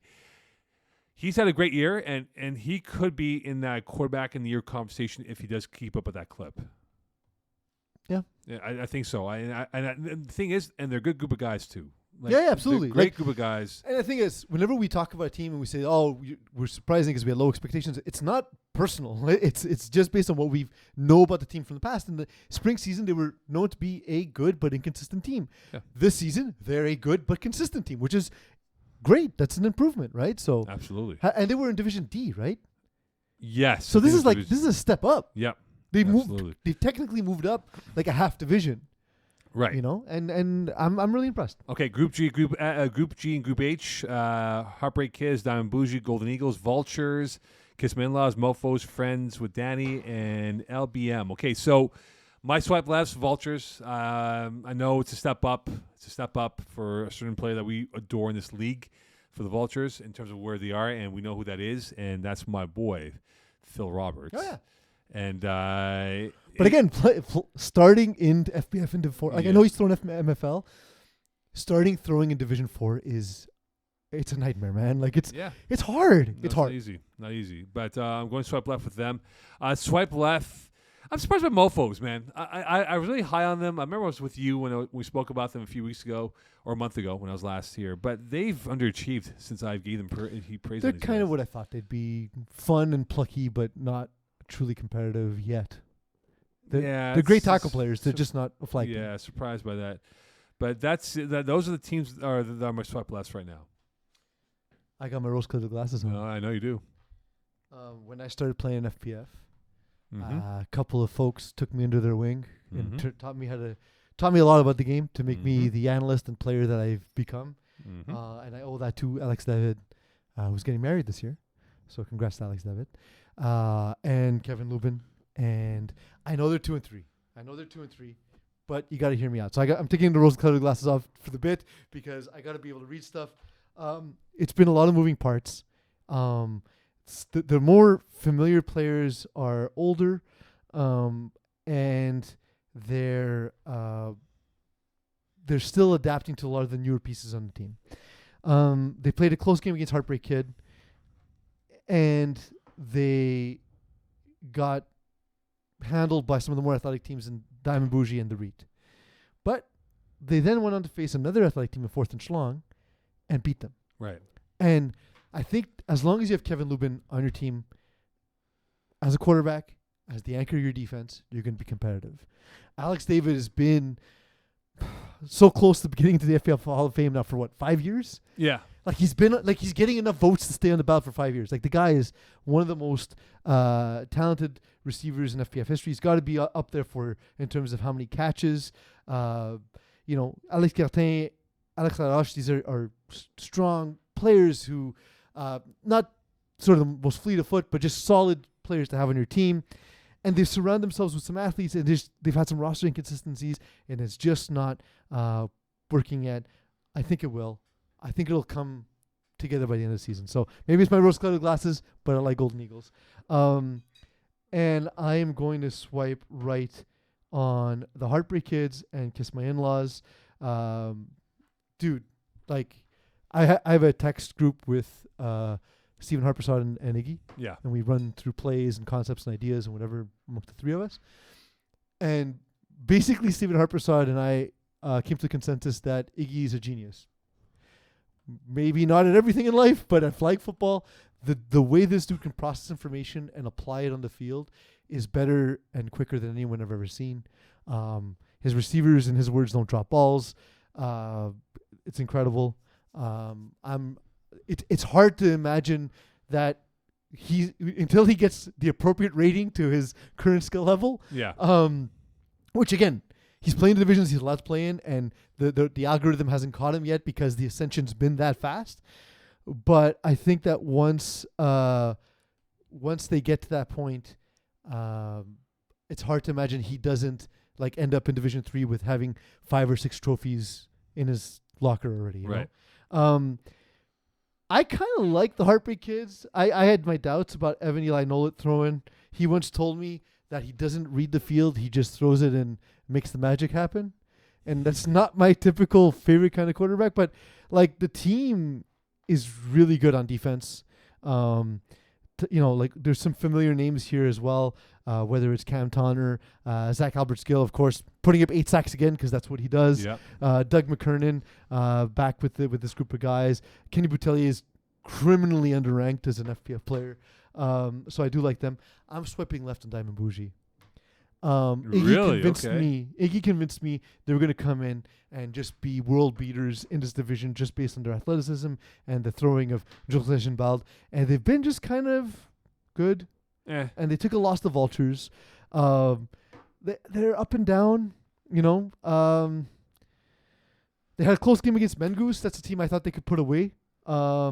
They had 2 big wins against 2 struggling teams in Golden Eagles and Top G's. But then they took it on the chin to Vultures. So I don't know. They have in their next games Heartbreak Kids, the Reet, losing all. That's 3 tough games in a row. Not easy. Not easy. On to Division 5A. We're on to 5A here, so we're going to group these as we can. So we're going to Group A of 5A. I do think we should mix in the complementary divisions. You're making the mistake you always make. But saying that for last, no? Hey, look, it's his rodeo. All right, so let's go 35 plus. Let's go 35 divisions. We always say we don't leave the hardest divisions for last when we're out of steam because it's a 3-hour show. Oh, we're steaming through this right now, though. Yeah, that just means we're doing a worse job of covering the divisions. Perfect. All right. No, not perfect. 35 plus. We'll go with 35. Fucking God. 35 plus. All right, well. 35 plus. I love Barracuda's test. Yes. Barracuda's test and Tailgater's Tailgater's test as well. I love how tested they are heading into the season. They are tried, tested, and true. They're undefeated. Never lost. Because they're tested and they're true. No points against for either team. None. We got to do a coin flip. Who gets the last playoff spot? Okay, Paramount FPF. Draft division. Yes, KTFL draft division here. I'm going to be honest, man. Why do we do this? Why do we do this for? What? Just, God damn it. Which part? Test teams. Like, I thought you were pissed off by Why? us going to KTFL first. God. If only we had like a long bank of existing data that we could test on. But like, okay. Oh man, we could just do Eagle, man. This is how frustrated he is right now. In the draft division, Yeah. Paul Vij has Craig O'Brien throwing. OE is really just one of the pure artists in the game, right? Like when you look at him, there's not, and it's going to sound disparaging, but I promise it's not. He's very unassuming. There's nothing about his skill set specifically that really shows you like, hey, this guy's an elite quarterback. Yeah. But is he the first sort of X and O scheming quarterback? Like the way Jeff Rosenblatt has risen through the ranks, or Stephen Harper saw it. Is he the first of that ilk? So you're saying he's like the Alex David of quarterbacks? Well, yeah, like the guy who just used his brain to compete at some of the highest divisions in FPF. I mean, he's not going to beat you with the arm, but he'll just beat you with, you're right, he'll beat you So with are you just perpetually answering different questions, or will you ever answer the question I asked? No, but I'm saying he'll never beat you with his arm, but you're right, he'll beat you with his brain because he just sees it that, look. But I'm saying, is he, like, as you've been around FPF longer, yeah. he's been here longer than me. He's the first player I can think of who played the game that way. The first quarterback I can think of that played the game that way at a high level. I'm thinking. I mean, now the bias comes with more recent quarterbacks because that's who. Like, that's what I'm saying. The first one, yeah. right? Like, I can't think of a quarterback. Alex Lever-ish, maybe, yeah. But even then, he was a better runner. Yeah.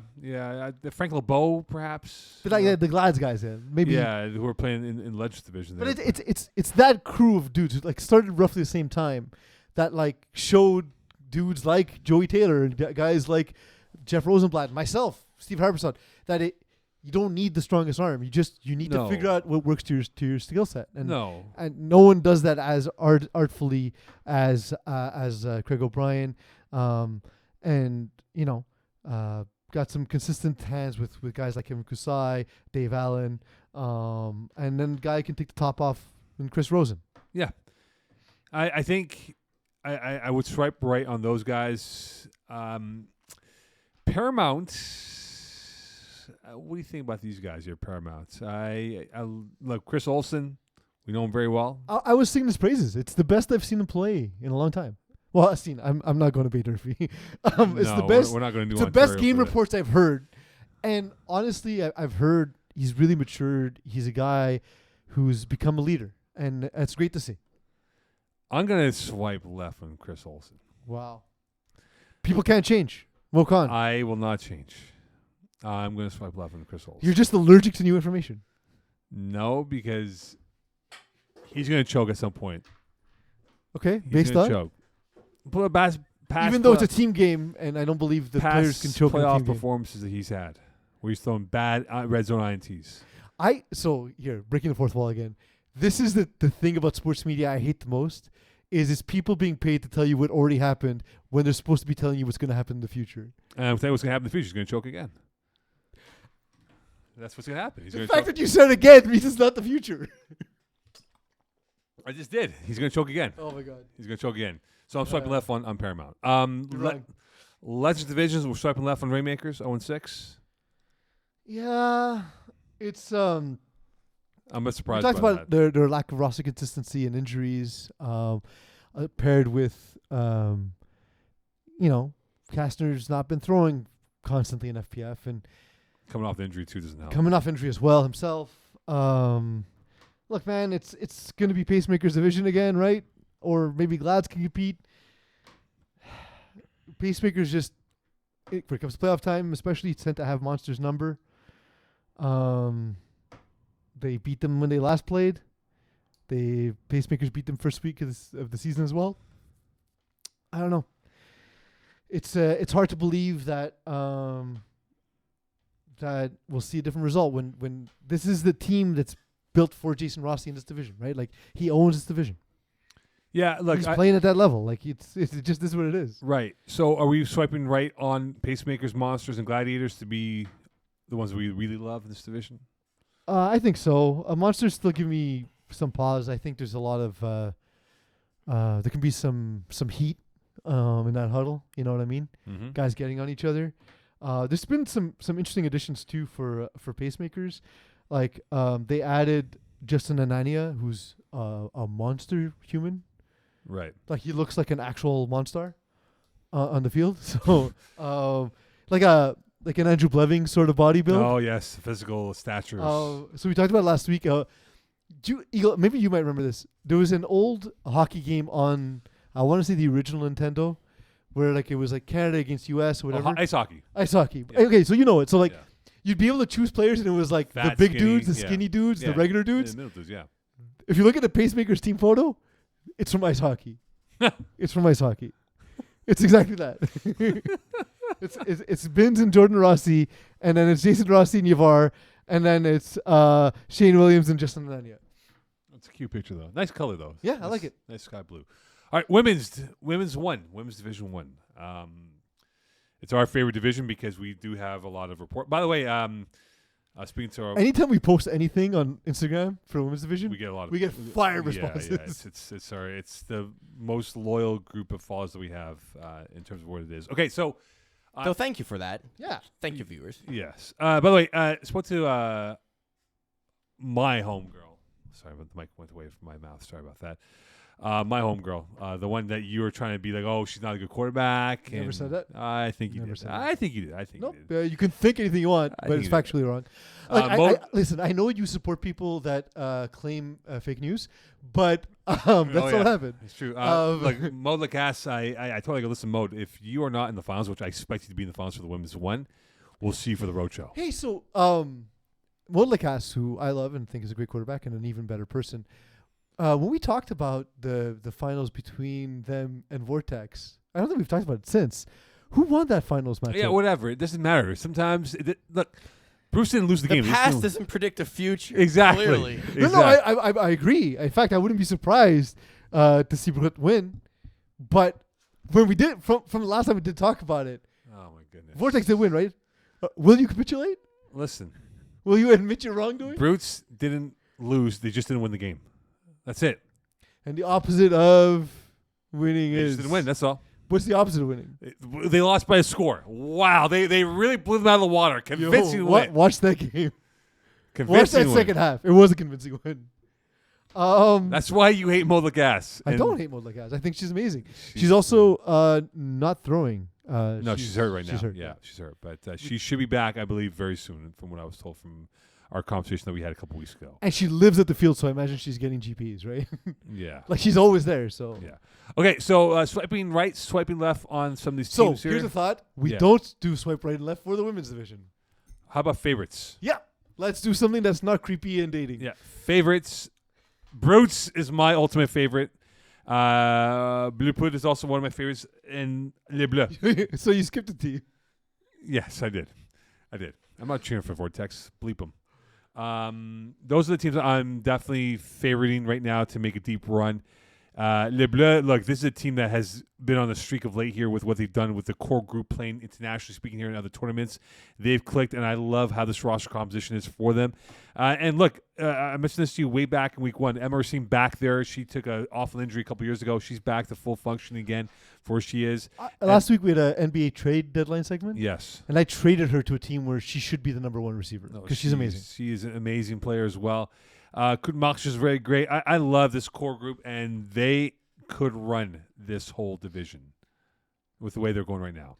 So, Montréal is a team that's the Montreal. Because I'm bringing you up to speed because I mentioned it to Iggy because you haven't been here for a month.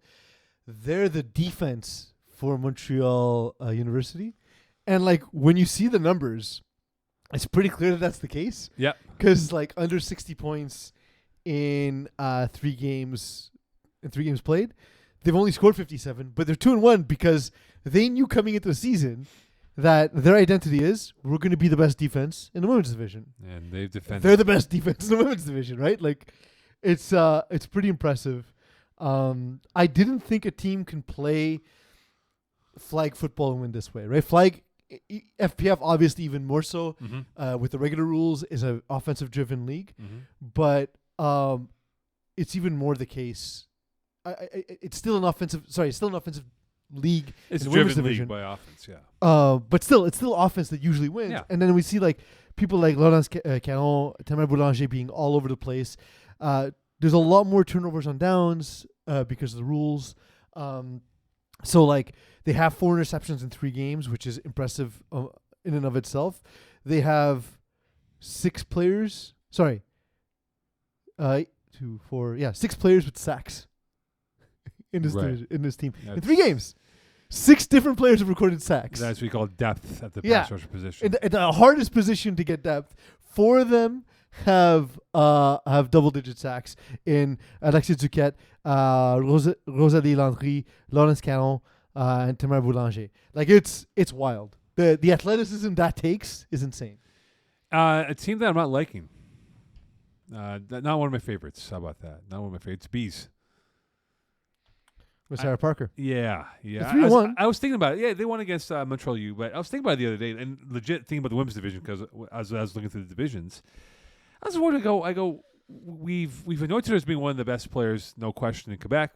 What she's done, but has she taken that step to become the best quarterback of women's? Like, is she the best women's thrower right now in the division?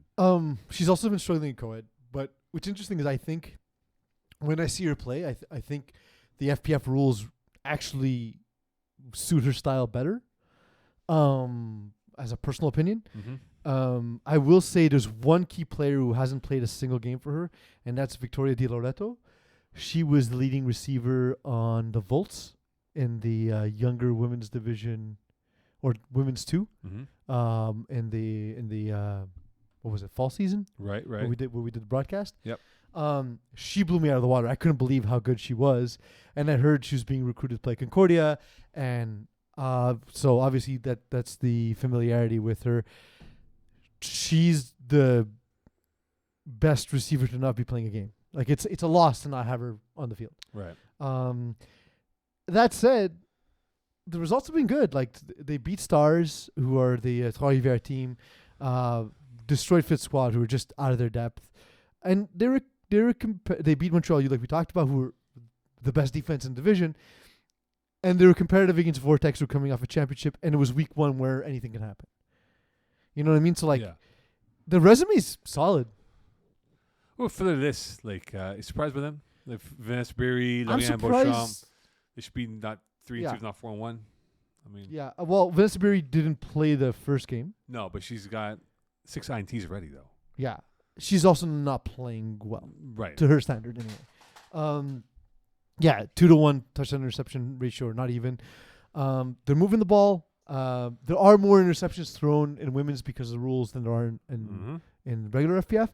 But like this is a team I had high hopes for. Lauriane Beauchamp, we talk about a lot. Catherine Pichet as well, having to sub some duties at quarterback as well when Vanessa wasn't there. Vanessa Berry also hasn't played in our league for a while, so I don't know if she's also missed flag outside of here. Right. So if that's the case, that could explain it, because as we talked about, when you're not here, other teams get better and better and better, and you're not seeing them improve. So Right. it makes it harder. I'm disappointed by their output so far. Yes. To your question, yes. They're not my favorite. Them and Stars UQTR, Yeah. I thought would be exciting. But the Blue Bloods in this division, Les Bleus, Blue Pud, Vortex, Bees, but Montreal, you can include there because it's related to that core group of teams. So yeah, I'm gonna say that there's a top 6 in this division, and then it's gonna be tough for everyone else. Well, the Queens of the Manor is going to be very fascinating for the playoff race when we get to April. That's going to be fun to watch. Yeah, it's going to be fun to watch. All right, we'll do women's too to just wrap up the women's side of the division here. So I've unfortunately not seen that many women's games from this division alone here. So it's going to be very tough for me to navigate. No, because here's the thing. Mo, I think you'll agree with me. Yes. They shouldn't be locking divisions to a specific night of the week. It's unfortunate. Like if it's so women's division is a division where a lot of it reflects their outside of FPF schedule. Yeah. So if it's adapt. requested by them, great. If it's a weird decision we made, we need to stop doing this because it precludes us from doing our job properly. Like 35 plus is in Bay Durfee because like weirdos, they like to play out there. In New Ontario. Great. Be weird. I'm not going there. Yeah, wow. Unless you pay my flight tickets. Nah. People keep asking me, Pease, when are you going to play in 35 plus? Never. No. It's No, too far. I think it's going to cost me the price of 2 helicopters because you can't just have one because they break down. And then also Monday nights are, I'm often at Hebert where the women are playing at Stade de Montréal. Or the Sheen 3 o'clock in the afternoon, which is Impossible. Which is tough, and it's not. We're not trying to discredit that as an excuse because we love to be there, but it's just tough when you limit the availability of where if they're playing a pair on a Monday night, chances are we can see the game whether we're scorekeeping or we see it from afar. I basically have to cover them like morning shows covering West Coast basketball. I do reporting. I talk to people I reach out and I talk to as many people as I can about these divisions, about these teams, so that I can get input. So I've already declared like I really like Linkset. I really like Arababe. Red Nation's improvement has been marked. I'm really happy that they've shown that. Cavaliers, after sort of a little rocky start, have improved. But we've talked about those teams a lot. So I want to focus sort of like that, sort of 6 to 14. Who do you think are teams that can improve as the season goes on? Or teams you think, look, it's going to be tough for you. Let's get this figured out for next season. Well, Lelou is a team that I'm fascinated by. Seeing where they are now in their progression to where they were in the spring season. It was tough in the spring season because they were literally playing Vortex and Brute like 4 times during that regular season.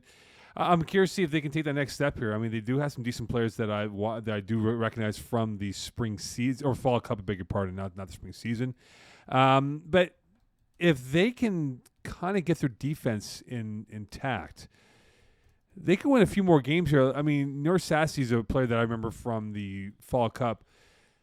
Good target. You look at him, Melissa and Xavier, another good target for this team here. They do have players, but the question is, can they put it all together and be much more consistent that they've been lacking so far in this year's women's division? Sorry, who is this? For Lelou. Oh, yeah, Lelou. Sorry, yeah. There is an issue with cogency on the offense. There's some really creative ideas, but a lot of times the ball tends to stick towards the middle of the field, and there tends to be a lot of action there. The receivers are bringing a lot of coverage there. And I think they need some variation in terms of ways to attack at different levels, easier reads, whether it's Jessica Garcia-Lopez or Pham throwing. Neither quarterback throwing over 50%. Neither quarterback above 50 quarterback rating. Sorry, we have the meeting tomorrow. Yeah, I just saw that. Yeah. At 8:15 after we finish the show at midnight. Okay, anyway. Dude, this has been the hardest season to work for FPF. Okay, carry on, please. Sorry. So I just think they need more cogent identity and just an offense that's better suited to what they do, that can help them move the ball better. Melissa and Xavier and Norsassi, both sides of the ball, excellent players. But there needs to be more involvement. Melissa and Xavier has 22 catches. Norsassi has 31 catches. The next receiver is Océane Sandon with 5. Yeah, that's a disparity. That's a golf. Yeah, that's a golf. Right we need to get that fixed, Lou. Golf production has to be a little bit more balanced than what it is right now. All right, on to co-ed. We'll do the co-eds. We'll do them in a row. We're going to mix up the co-eds. Go ping pong back and forth here. Whatever you want to do, Mo. We'll do Your 3 show. co-eds in Your a row. rodeo. We'll do 3 co-eds in a row, and then we'll go into the last part of it. Okay, so co-eds. Co-ed 1 right now. All right. Are we going to group them now, Pease? The top half, 1 through 5. You give me the groups, and then we'll do our normal thing. Fast Not Furious, Northern Braves, The Funny Club, Power Rangers, Kiss My Outlaws. So we're stopping down to Kiss My Outlaws? Yes. I'm going to swipe. We're doing favorites or swipe left, swipe right? Yeah, we can do that here, I think. Okay, I just want to make sure. No, I just want to make sure. It's more appropriate. Yeah. To be clear, we're swiping on the teams, not the individual players. Swiping. I just felt it was a weird look for a women's division. No, for optics wouldn't look good. All right, so yeah, I'm swiping. as soon as you said it, I looked up. I was like, nope, we're doing the wrong We'll thing. do favorites. Okay, I'm swiping right on Kiss My Outlaws, Power Rangers. I think they'll make the power play up the rankings here. Fast Not Furious, I'm swiping left. Northern Braves. Whoa! Why? Well, it's very simple. You got to do some actual analysis. I was Otherwise, going to give it at it's the not end. different than Because- picks. No, I was going to give it at the end. By the way, why is your team photo screwed up on their page? Don't start. Please don't start. It was taken in the wrong aspect ratio. Who took this photo here? Who knows? God. It wasn't me. Definitely was not me. Okay, so I'm swiping left on this team here. Miles Gibbons is a really good quarterback. There's no question about that. But He has a 121.9 quarterback rating. absolutely, their team is legit ballers. But guess what? They're my false royal family. Okay. Kings and queens. They are not a true contender for this division here. Just like Eagle with Vin Diesel, this is what the team I don't believe in. A lot of hype. Power Rangers will beat this team here, and that's what I think is going to happen here. They're going to lose in the Final Four and not make the finals for the second year in a row. All right, let me do a thing. I'm gonna list you the player, and you tell me if they're the weak link on the team. So we don't think it's Miles Gibbon, right? No. Do we think it's Kwesi Gordon Mall? Yes. Okay. James Drysdale. No. Tyler McPherson. Yes. Okay. Marvin Steinberg. Yes. All right, you're doing a thing. I see a pattern here. I Says don't a pattern. Like, to me, they added Kaya Allen Beckles and Jessica Bostappen and Rachel Valliere, 3 of the best female players to a roster that was already stacked. I was trying to get you to go down to Ryan Dobbs-Garnett and make him the weak link, by the way. That's what I was trying to do. You got to be at the show more often. No, honestly, like there's not a weak link. They're my false royal family. I am swiping right on Fast Not Furious. I'm going to swipe left on come on. I don't want to call them the wrong team. Power Rangers. I think, as always, Mo, your analysis is 2 years old. And I think that they're a great team from yesteryear. All jokes aside, look, obviously Tam Vildath is a ridiculous quarterback. Having the 2 Pilanos are good, but they haven't been there all season long. And Jasmine Farmer, Constance Miller are excellent, but they haven't really found ways to integrate everyone cohesively. When we look at who they've beaten Ballbusters, they lost to Fast Not Furious. So it's interesting that they're false kings, even though their resume includes beating the team we talked about. Right. Girl Scouts are kind of plucky, but not the top of the rankings. And Party Mix, who are also a team from yesteryear. So, I don't know. To me, they're going to fall outside that top tier. Well, speaking of Party Mix, they're swiping left. I'm swiping left on them. Easy Fun. Unfortunately, Easy Fun not the same team without Jeremy White. Le Petit Fuck, I'm surprised by them. I know they only played 3 games so far, but I'm going to swipe left on them. And I think also, the sunglasses are coming out here. As Carl Lewis said, as Carl Lewis once said here. Justice League. I'm fascinated by them, but I don't know if I'm swiping on either side yet. I don't know. Yeah, well, we'll get to them in a second. I am in love with Free Smoke. I'm in love with Free Smoke. They've played less games, so they kind of don't get the attention. The team is improved with Jimmy Lee Janvier throwing. It's not the same free smoke team at all we're used to. Valerie Chalder leading the team. Ginsley Alexis taking a role on the receiving core rather than throwing. It's a really good team now with an experienced quarterback. Daryl Dorsley on the team, who's not rushing, I don't believe, but if he decides to do so in the playoffs, they probably have one of the best rushers in the division. They beat Party Mix, and they took a loss to Le Petit Fuck, who are a team we consider to be one of the top favorites. So maybe I'm looking at them through rose-colored glasses. I think you are. I'm a fan. I like teams that are on the rise. I like to look towards the future, and I think they have a bright future.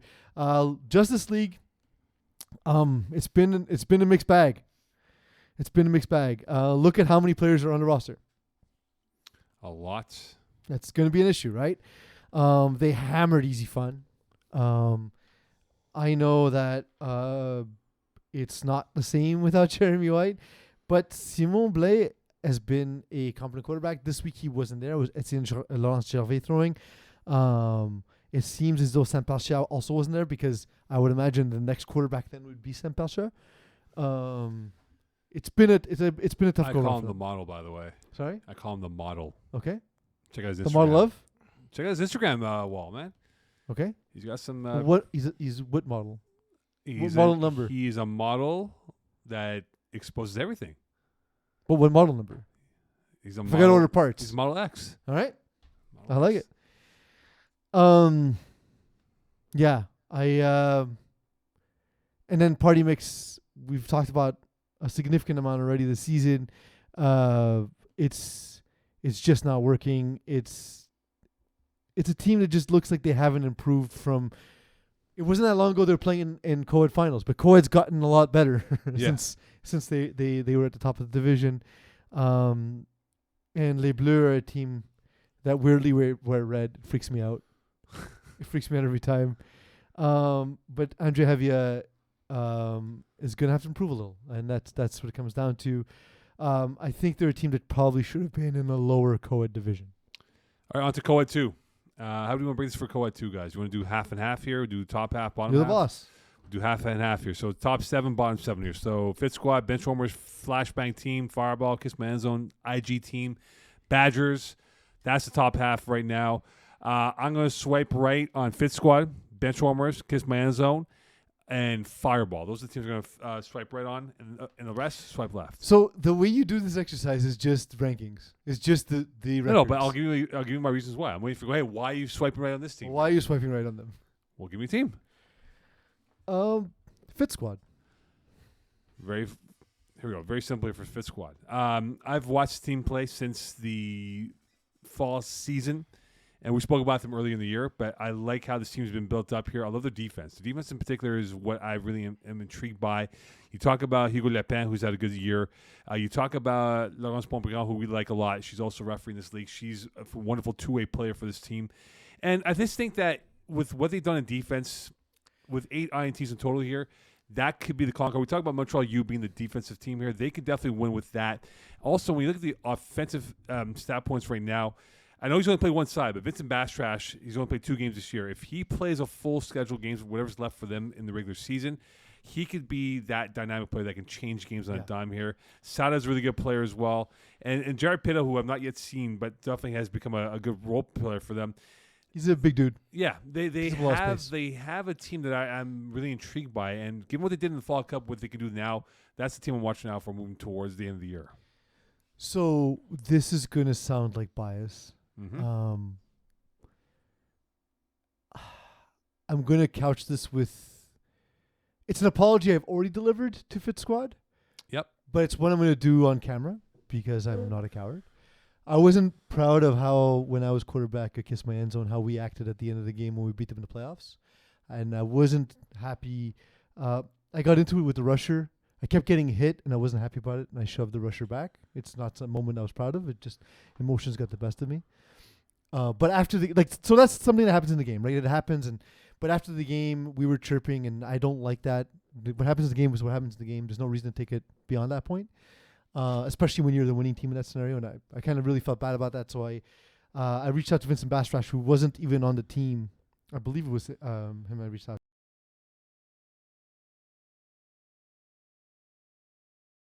Talk to your folks and let them know I'm sorry about the way we behaved. So like that said, they never beat Kissman Zone. They're not going to. They're just a notch below. Their record right now, they've beat Fireball, they've beat Block Party, they've beat Villains, they've beat Hungry Hippos. All these teams struggle at the quarterback position. Same IG team, by the way, like, so it's a team who's really good.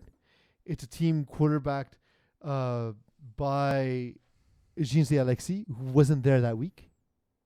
And so if that team has James Lee, maybe the game goes differently. Even at that, the game was closer than it could have been. False squad. I think they're good. I just don't think they're top of the division. Swipe left for me, Clive. Yeah. Benchwarmers to me are really good. Both sides of the ball. Flashbang and Kiss My End Zone, I think, are the best teams in this division. But I am going to write a Valentine. So I need you to carry the next part of it. Okay, so the last half, you got the Tigers, Villains, Deep Balls, Hungry Hippos, Team Rocket, Block Party, and Flamingos.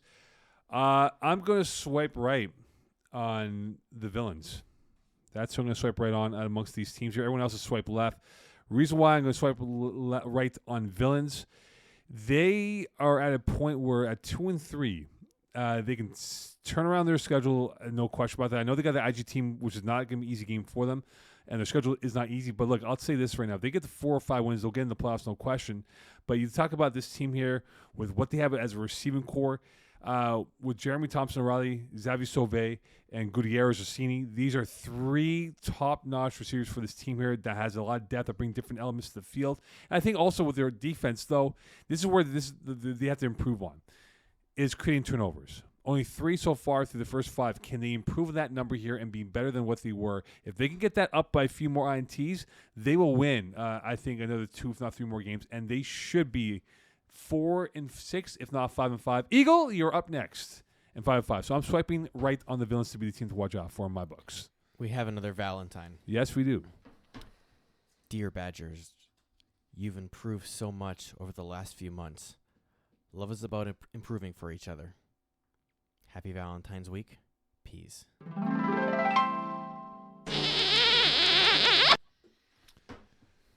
Perfect. Peace. Bottom half. Who are you swiping left, swiping right on? I disagree with Villains. The quarterback play is not consistent enough for me. Like, Mehdi Chashub has thrown 9 interceptions so far through 5 games. Completing the ball, they're moving the ball downfield, and it feels like they're not successful enough in the red zone, is what it looks like to me. And Jeremy Thompson-O'Reilly, Ricardo Antonio Gutierrez Orsini, they're really good, but they're getting nothing from their female receivers, and that's on the quarterback. That's play design. That's not involving the team. You're not winning a single playoff game if you play this way. It's just not win. You don't win in co-ed this way. It just doesn't happen. Look at the best co-ed teams, and the proof is in the pudding. Yeah, that's the team that I see there. I'm gonna swipe right on Fighting Tigers, and obviously Badgers, because I wrote that lovely Valentine's, if I do say so myself. They have been doing this without Maud Castaroy. She's, like we talked about, she hasn't been playing because of her injury. Seth Galina's been throwing. Seth Galina is... she actually has thrown some, I guess, but now it's been Seth Galina more recently. I think Seth is a smart schematic quarterback, but I do think the team is best served with Maud at quarterback. I say that, of course, and I look down, and he's got 10 touchdowns, no interceptions. Shut up, Seth. Look, he is playing well, and I did catch the game against Badgers where he was excellent. Yeah. I was going to say that because I was actually talking to Maud. That's where I talked to her about her recovery and all that, and we talked about it the last show. But I just think that the team structure is best with her at the quarterback position and Seth as a receiver. but they're getting great play out of Rebecca de Carey Corbet. Julie McLaren-Thompson obviously is devastating. And if they can get Vincent Chung to play more games, that could be huge. And it's just a team that I think is well built top to bottom. And they have one of the best quarterbacks in the division not playing right now. On to Co-Ed 3. As a way for you guys to get your things. That's up. fine. You can still. You can Oh, filibuster. God. So I was just waiting On for our behalf, you can fill it. Yeah, I was just trying to, build that excitement here. Do we need to reteach you how to radio?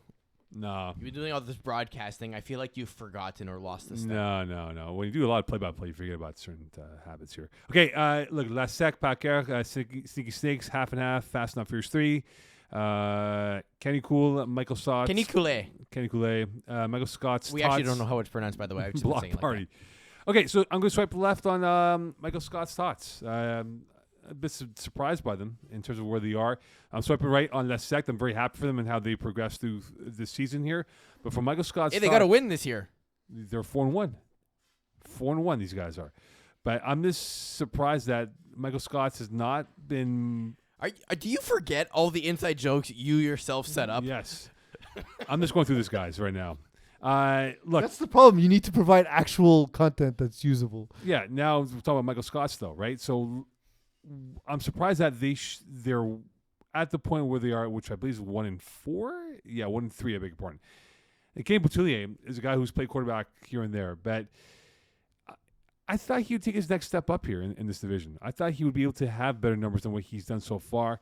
Look, we know about Zachary Albert-Gills, who's a dude and a half here, but I just wonder now, can they get better play from Kenny to make sure that this team can move forward and be in that conversation of 4, if not 5 wins towards the end of the regular season? They should be, I think, at minimum 2-2, not 1-3 with where they are as we speak. No, you're wrong. Drastically. They're a team that knew they were going to struggle, and they said they just want to play with a bunch of friends and have a good time, and that's what they're doing. And kudos to them. We talked about it last week. Is some teams take the field not thinking about a championship, just wanting to improve, and it takes a long time to improve at the quarterback position. Kenny Boutillier is learning that. I think that again, it's a nice grouping of players, but it's a lot of reliance on the male players, which doesn't work in co-ed. It's all the things that struggling teams struggle with in co-ed. And so for that reason, I think, not surprised. I want to draw attention to Canicule. And we do have a Valentine. For Canicule. Canicule, Canicula, Canicule, Canicula.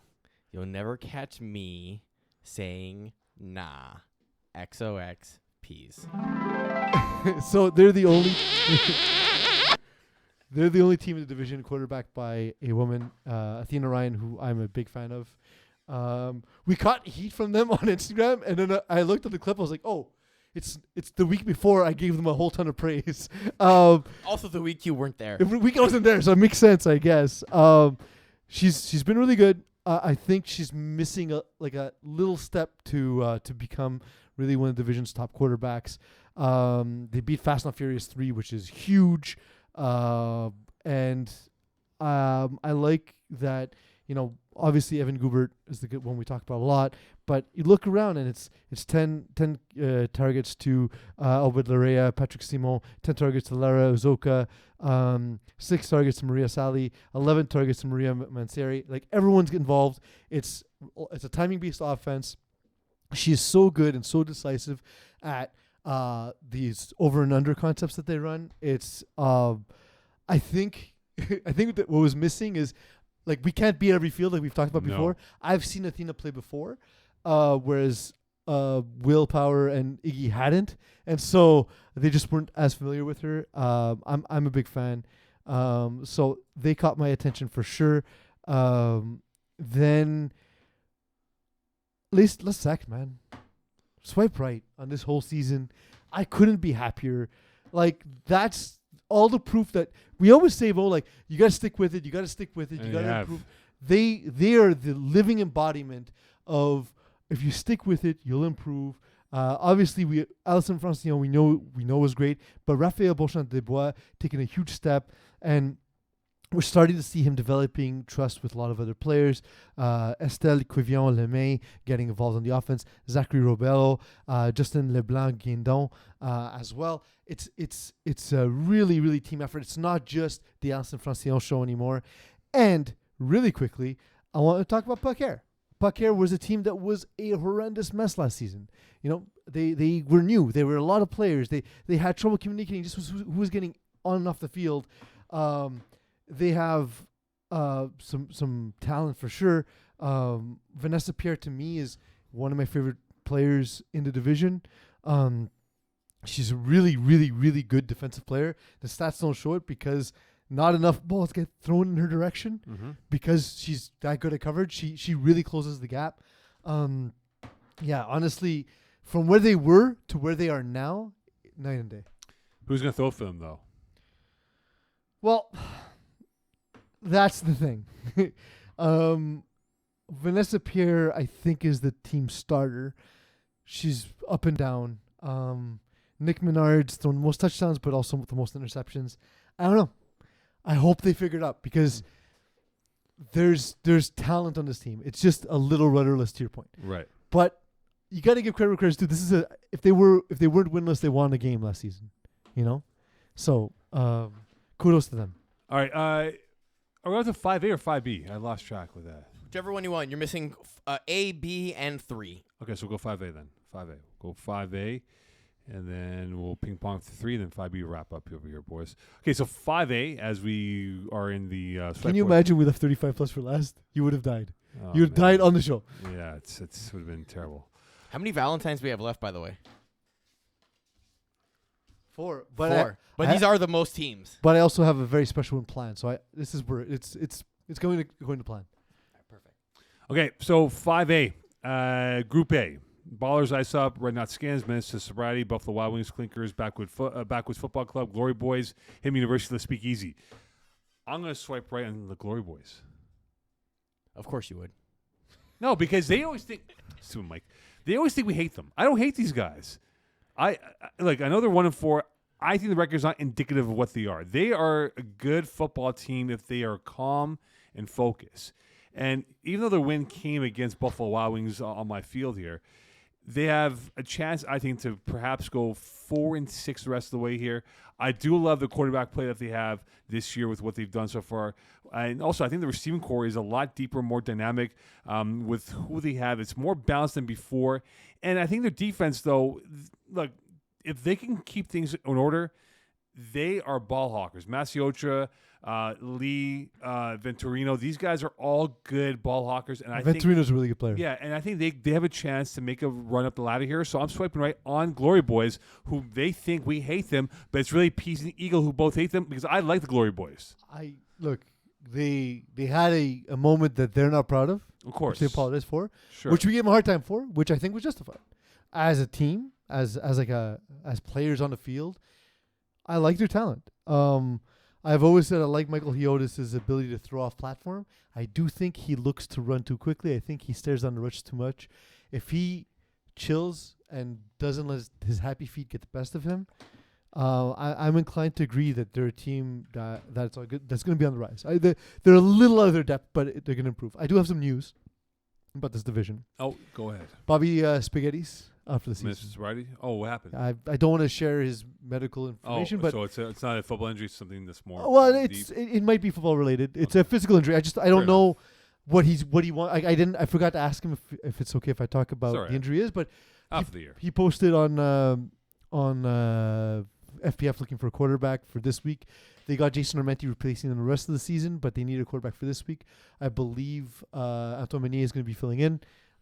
It's tough because Division 5 is a large division, and so a lot of people who can throw in division already are throwing in division. Right. I was looking for anybody. I was like, oh, Mike Adonna, nope, doesn't fit. Will Power, oh, the defense doesn't fit. Just couldn't find someone to offer other than some lower division talent. I'm going to go ahead and swipe left on Clinkers. It's some tough love. Marc-André Desaulniers, he took a season away or two. He struggled.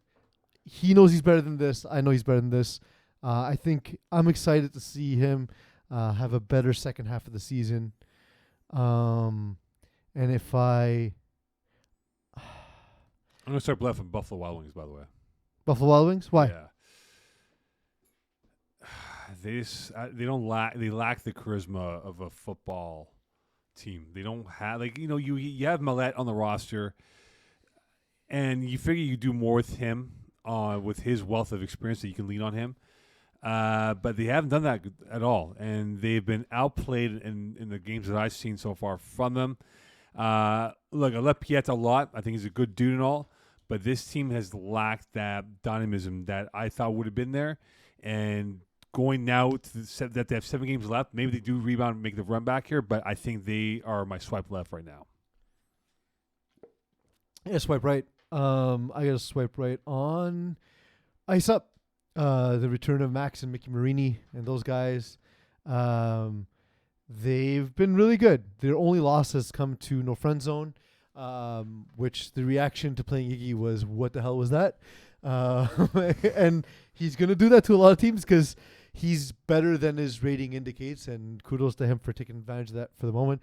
But beat Glory Boys, beat Backwoods Football Club, beat Minister Sobriety, beat Him University. They have Buffalo Wild Wings next, so like that's going to be a test for them.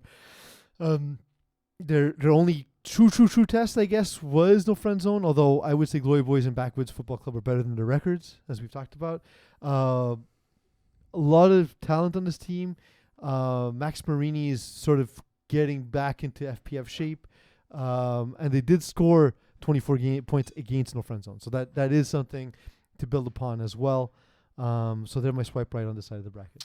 Group B, Big Fat Bats, Save the Turf Tolls, No Friend Zone, The Process, West Island Boys, Tokyo Sandblasters, Practice Squad, LPC, Rico Reyes, Top Shape, Tip-Top Shape. Okay, Rico Reyes, automatic swipe left. I thought this team would be better than what they are. They have been not so great this year. I'm very disappointed by them.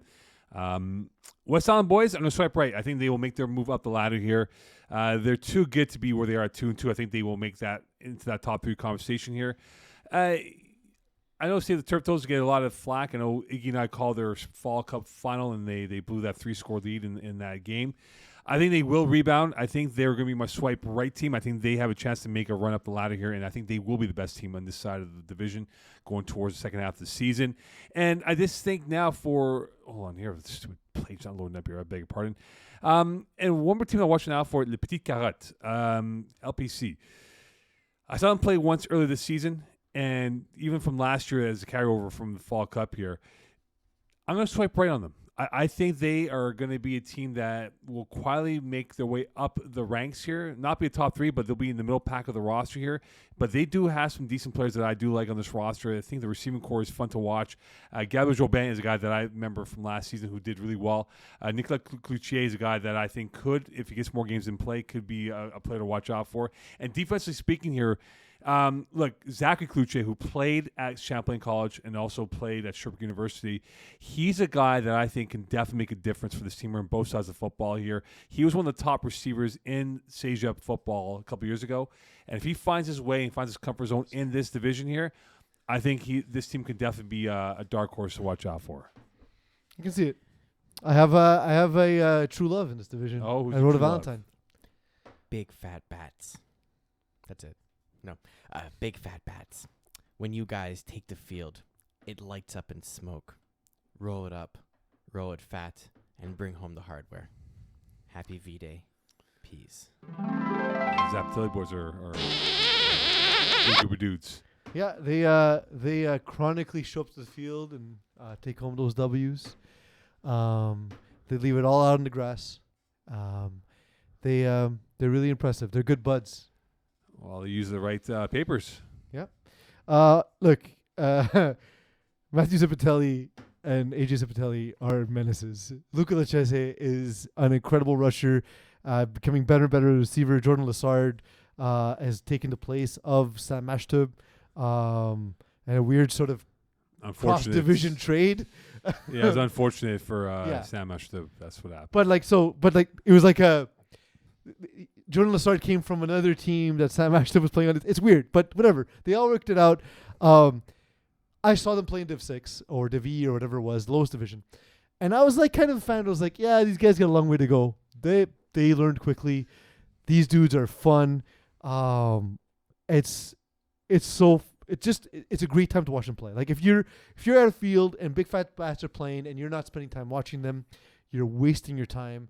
They're like a great rom-com. Mokan, what's your favorite rom-com of all time? I don't have one. Why? Are you dead inside? Yeah, a little bit. I think we're all figuring out why Mokan is single this week. Eagle. Eagle, what's your favorite rom-com? My favorite rom-com. Yeah, any romantic movie of any sort. Any love story. Doesn't have to be Love comedy. Basketball is good though. Yeah, it's a good movie. I like it. I like it too. It also depends on what you consider a rom-com. 'Cause there's a lot of like movies that are kind of Let's romantic. put it this way. It could have been referenced in that one episode of Ted Lasso. Yeah, I don't know.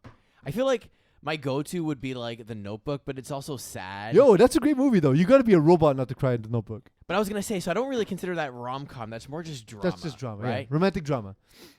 So I don't know. Probably like Friends with Benefits is probably a good one. Oh, that is a good one. That is a good one. My favorite all time. It's old, but I'm old, and I liked it going back to my college days. So When Harry Met Sally. That's a good one. Yeah. You Got Mail is another good one. You Got Mail is great. Yeah. I like The Terminal. People don't think it is a rom-com, but it is. Is it I really? wouldn't say calm. Just romantic drama again. Yeah. All right. It was filmed here in Oh Mirabel. wait, though. and swipe left. Yeah, swipe left. What was your swipe left?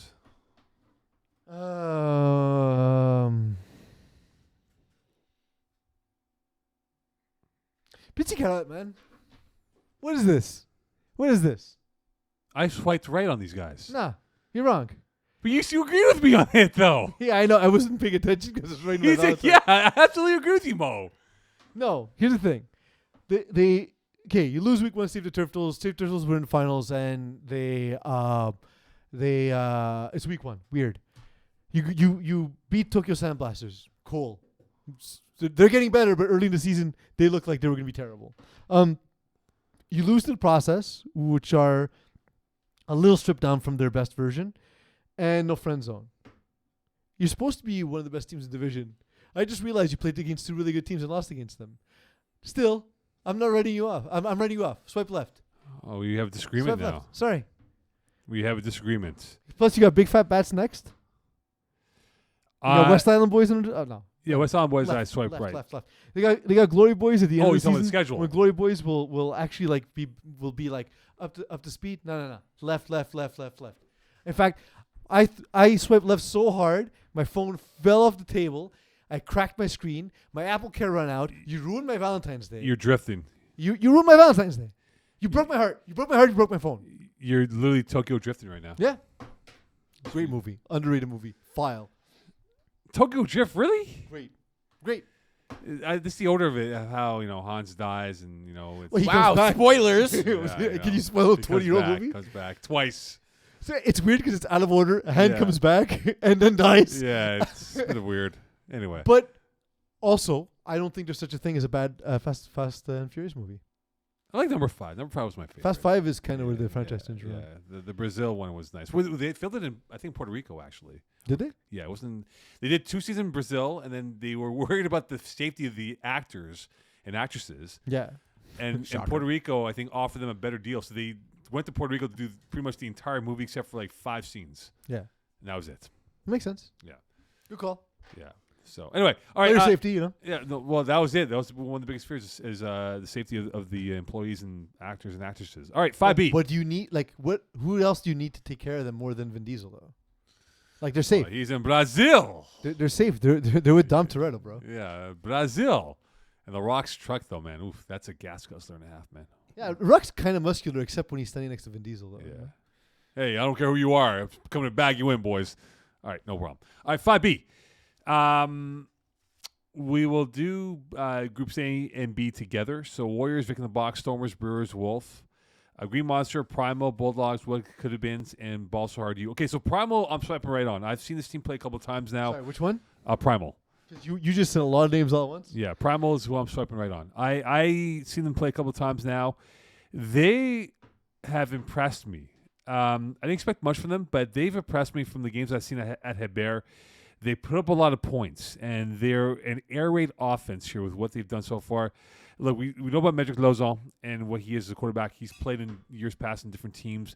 But this is a team that I think has the it factor that can make a run in this division here. If they get more balance on their offense and not be too dependent on one or two players, they are a team that I'm really liking. So I'm definitely boosting my swipe right on this team, Primal. They are named after a movie that includes Nicolas Cage and the best named actor of all time. I think you'll agree with this actor's name. But also, he's great because he kind of looks like Nicolas Cage also. Mm-hmm. So he's playing opposite Nicolas Cage while looking like him. Mm-hmm. The actor's name is Kevin Durand. Durand with a D, not a T. Primal. Great movie. You should watch it. So I will look for it. Mine is Green Monster.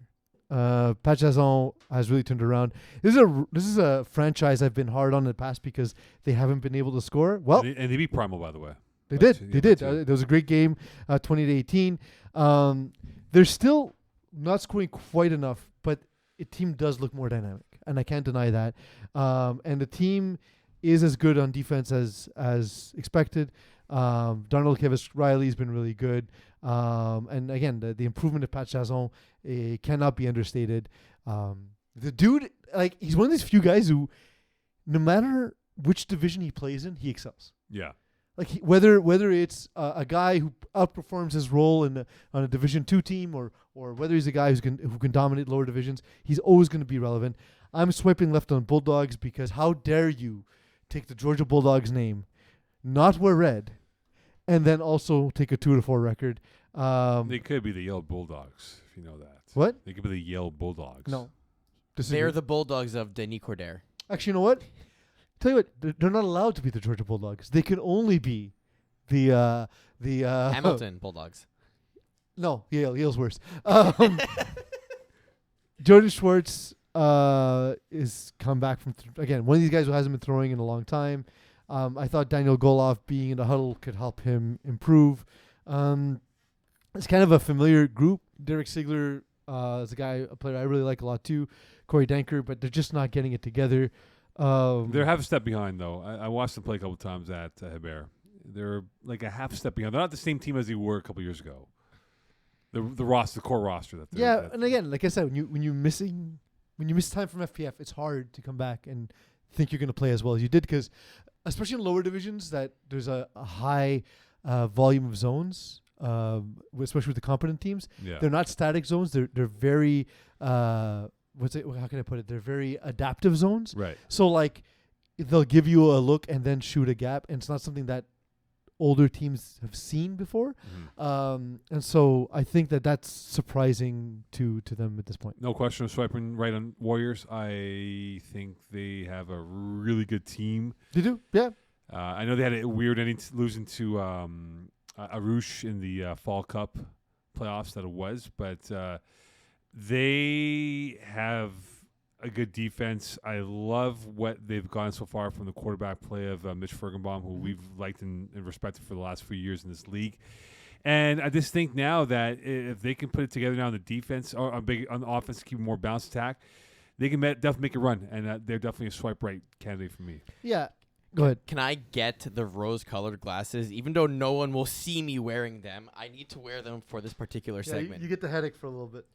Every year, the Brewers break my heart.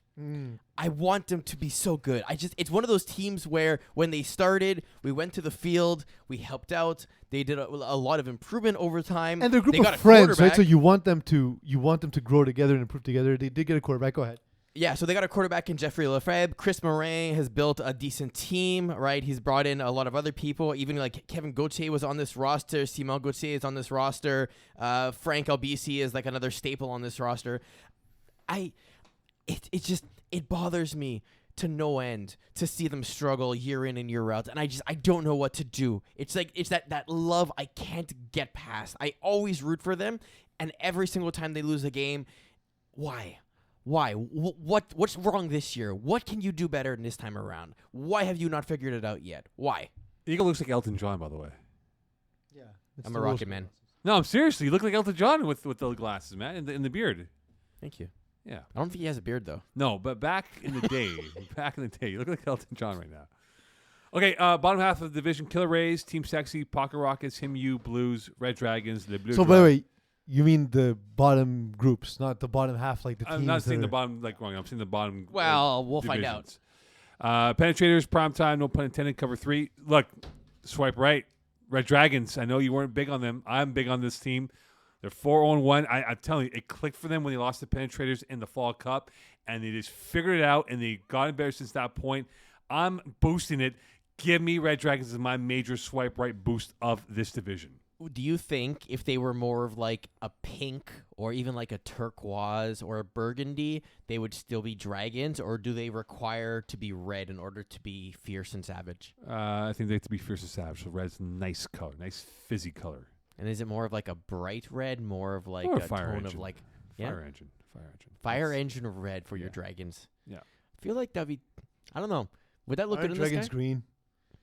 Well, Aren't they fictional also? yeah, I was gonna say, Yeah. depending on your mythology, like some of them are blue, yellow, purple, Some- black. yeah. You played a lot of Skyrim, you know all the colors of the rainbow. You are a Skyrim fan, I guess. So I'm going Red Dragons. Penetrators, I'm going to swipe right on this team as well. Like, I think they'll make their run as well. But here's something to look at, though. Team Sexy, I don't know what to say. I don't know if I'm swiping right or left on this team. I here. mean, it's in the So name. you just said you never do that on the app. No, you need to make a decision now. But I don't know. Left Like, or right? No, left or right. I'm going left. I'm not having it. I'm going left. They've been in the league now since the winter season of last year. What a callback. And I don't think they have convinced me enough to say that they can be swiped right. So I'm going to swipe left. I'm sorry. We have another Valentine. Yes. Red Dragons. Oh, boy. Here we go. Baby, come back. You could Yeah. blame it all on me. Me. I was wrong. And I just can't live without you. Yeah. Love, peace. Yeah, you were wrong, man. You were crapping soiled on this team. And ugh. Guillaume Boulanger really impressed me. I saw him play in Division 4, and I was like, "Woo, this is not going to go well." And toe for toe, thumb for thumb. I don't know, whatever I'm the telling you, expression is. their seminal moment was that loss to Penetrators in the Fall Cup on that Monday night. at Yeah. Loyola. No, he's improved a lot. He's gotten some help from Jeremy White in terms of play calling, and there are a lot of familiar plays that like guys like Iggy and I run. So it's always weird to see that happen in real time. And there's so many athletes on the team. So the piece that was missing was play calling. I still think there's some learning to do when it comes to game management, and drive management, and makeable third and fourth downs. But that's going to come with time. And I'm on the bandwagon for Guillaume Boulanger, but I do want to talk about some other teams instead because you did cover them. The easiest swipe right for me is Killer Rays. Tyler Gerbrig's a teammate, and I've loved them since the first time I saw them. It was love at first sight. They're like a trophy wife, these guys. What? They're like a trophy wife. Like they're a trophy. Like Yeah, they are. I'm proud walking around with them on my arm. Yeah. Absolutely. I'm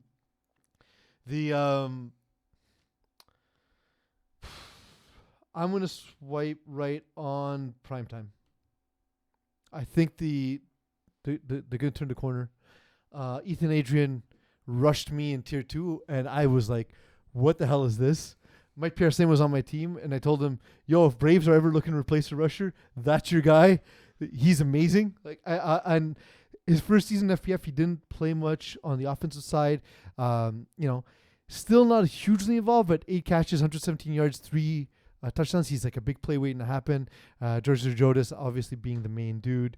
Daniel Spina seems to be the direction they've gone at quarterback. Now he's learning. It's a division up. So I think that it's going to take a second. But they've played Red Dragons. They've played Les Bleu Dry, who are 2 really good teams. And those are the only 2 times they lost. Since then, they've beaten him, you in primetime. Now they're going to face what could have been with now Iggy at quarterback. Mm-hmm. So we'll see how that goes.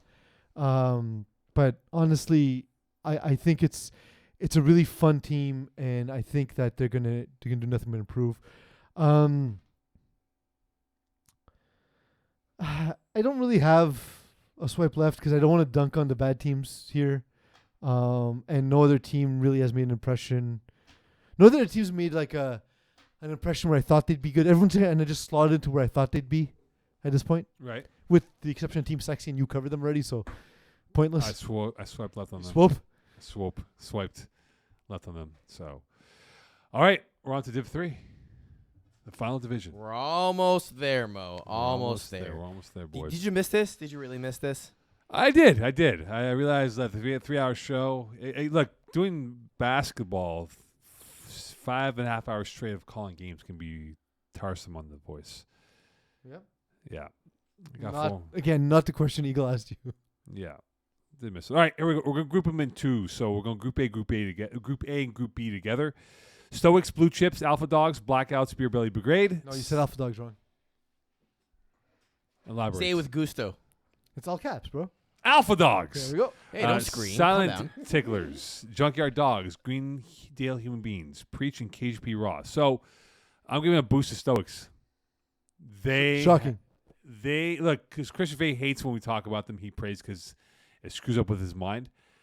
But they are fun. They're dynamic. Carl Atchie, who they brought in from Laval University, has been great. He's been great on both sides of the football.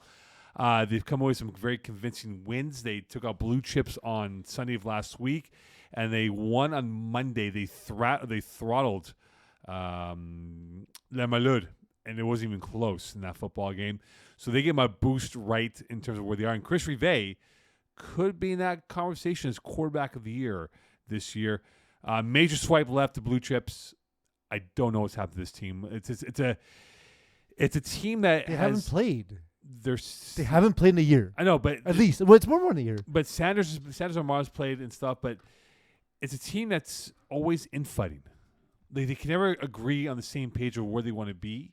They haven't played since winter 2019. It's 2 years, 3 years. 3 Yeah. years? 4 years? Independently, these guys have played in different teams. Yes, but they haven't played together. No, but in like 4 years. A lot of infighting with this team. A lot of finger points and stuff. So major swipe left on them as a whole. Blackouts, I'm surprised 1 and 2. I know it's only 3 games for them, but I'm swiping left. They should be better than what they are. They should be much, much better for what they are so far this season. I'm swiping left on Blackouts. I like the team overall. I think Adam Sinagra is becoming a better flag quarterback. The converts and red zone is we talked about last week where it's like, yeah, but he got two 2-point conversions. It's like, yeah, he was still 2 for 6. So yes, he got 4 points out of 6 attempts, but he was still 2 for 6. 4 points out of 12. You know, like that's or you can look at it that way as well. Yeah. But Chris Sione has missed some games. That hasn't helped. He's really like the emotional leader of the team. Julien Lachance, Michael Kazaka, Ryan Vanslet. I really like the team overall. They fought hard against Junkyard Dogs, lost by 2 points. That's the one we're talking about when it was the game that came down to converts. Lost by 3 points to Blue Chips and destroyed Les Malheuds. Honestly, 1 and 2, but I'm swiping right. I think I love them, not for who they are, but for who I think they can be. Group E, I'm swiping right on all of them. Oh, you're not. Sorry, I thought you were done. My bad. Oh, we're doing A, B. Okay, let's do it that way. Together, yeah. I'm gonna swipe left on Alpha Dogs, because I just don't know what to make of them, man. Like they've looked impressive, meh, and bad so far. Why do you hate Alpha Dogs so much? Like they're somewhere on the crazy hot scale, right? like exactly on the line, somewhere on the upper curve, where you know they're good, but you also don't know the insanity that comes with them. But but Alpha Dogs are very I scorekept the game a couple weeks ago at Loyola at Lachine. Let me tell you something, man. You tell me infighting with Blue Chips and find out they play Blue Chips on Wednesday in Laval. They have a lot of infighting. Yeah, 0% surprising. It's sort of like that show Succession. Mm-hmm. But at a more extreme violence of infighting.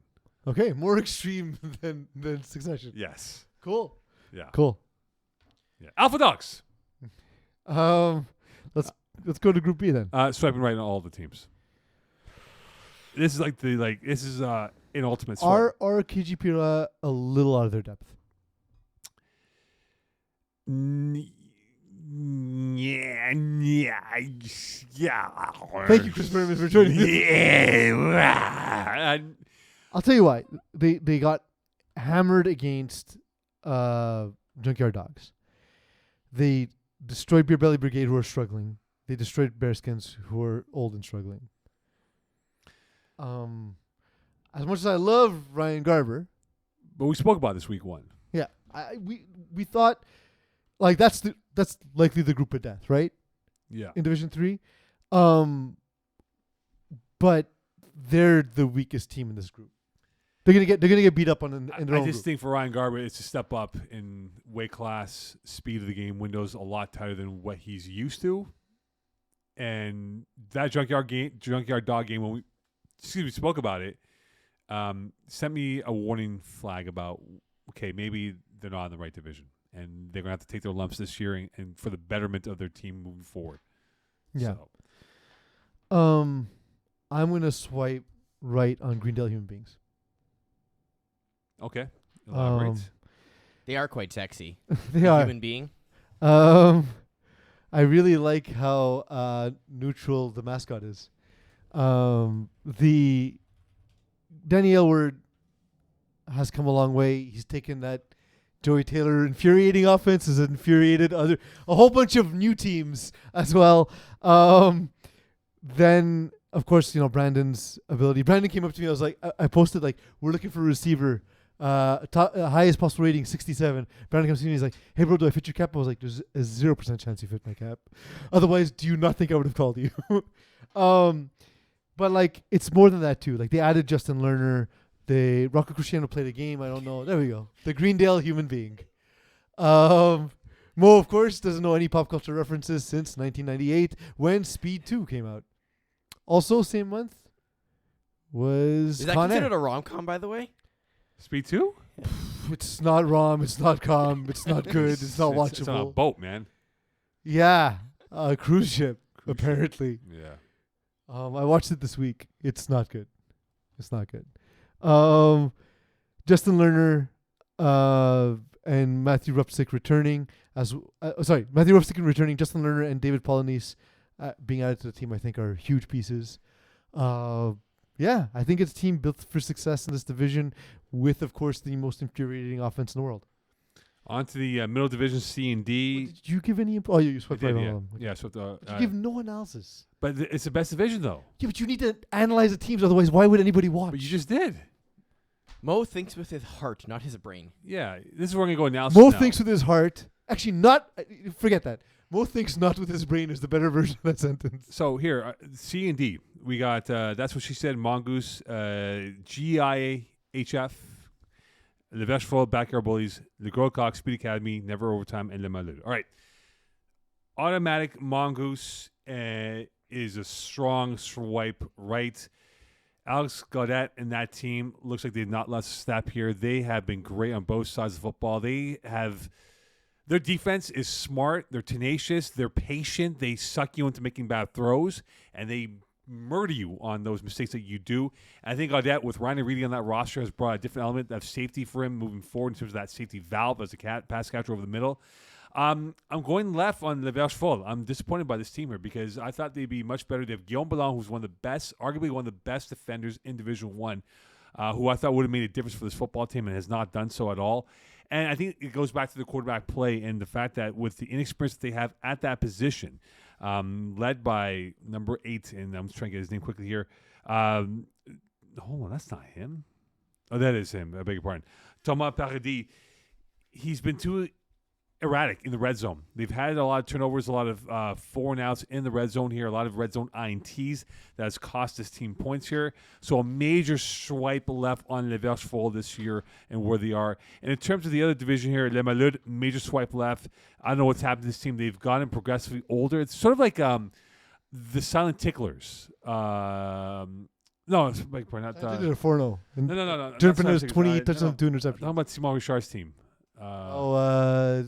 Threat level mid. Threat level mid. That's what to say. Threat level mid. They've become that version. Like they just don't look like they're in the right division this year. Overall, Le Gros Coq, major swipe right. They look unbeatable in this division here, untouchable at times. Falsish King. false screens for you, but I think they look like a good team in terms of where they are. And I think overall, this middle group of teams in C and D, not being overall ranks, there's some teams that I think can make a deep run this year in Division 3. Peace, I guess Moth's just a big fan of LGC. Mm-hmm. I've often said that. Yeah. This is We a did 2-for-1. We have another Valentine 2 here. for 1. Mm-hmm. Make sure you stare directly into the camera while we read this one out. Dear Verfol. Versfol. Thank you. You get me wearing glasses of rose. Why don't we see where this goes? Your Valentine, Peas. Yeah, but they haven't played well. Like they should be so much better team. They have me wearing colors of rose. I know. That's what it means, Mo. Rose-colored glasses. I know, I don't but- know that you know. But They haven't why played would you well. wait so hard on this team though? Because, Mo, the heart wants what the heart wants. And I smell like Tim Hortons coffee because it spilt on me. Always spilled coffee on me. Jules Regin about to throw one game for them because Thomas Charles-Paradis wasn't there. Thomas is struggling. They're a team that got better over the season, last winter season. To me, their calling card's always been the defense. Guillaume Bellin, Gaboucher, even Nassim Ouadi, who threw for them in past seasons. I'm not sure why he's not throwing he's for not them throwing. now. He's the only catcher this year. Yeah. I don't think they found the best version of this roster yet. I do think it's improving, but I do think that we'll see a much stronger second half showing, and they'll sneak into the playoffs. That's Hope my so. belief. It's hard not to swipe right on Mongoose. The improvement season over season of Alex Godet at his age, to your point, Mo, he's just getting better and better and better. He's on the TB12 diet, I think. He must be. It's all the guys you've always expected from this group. Like, there's really nothing more to go through other than what you did, of course.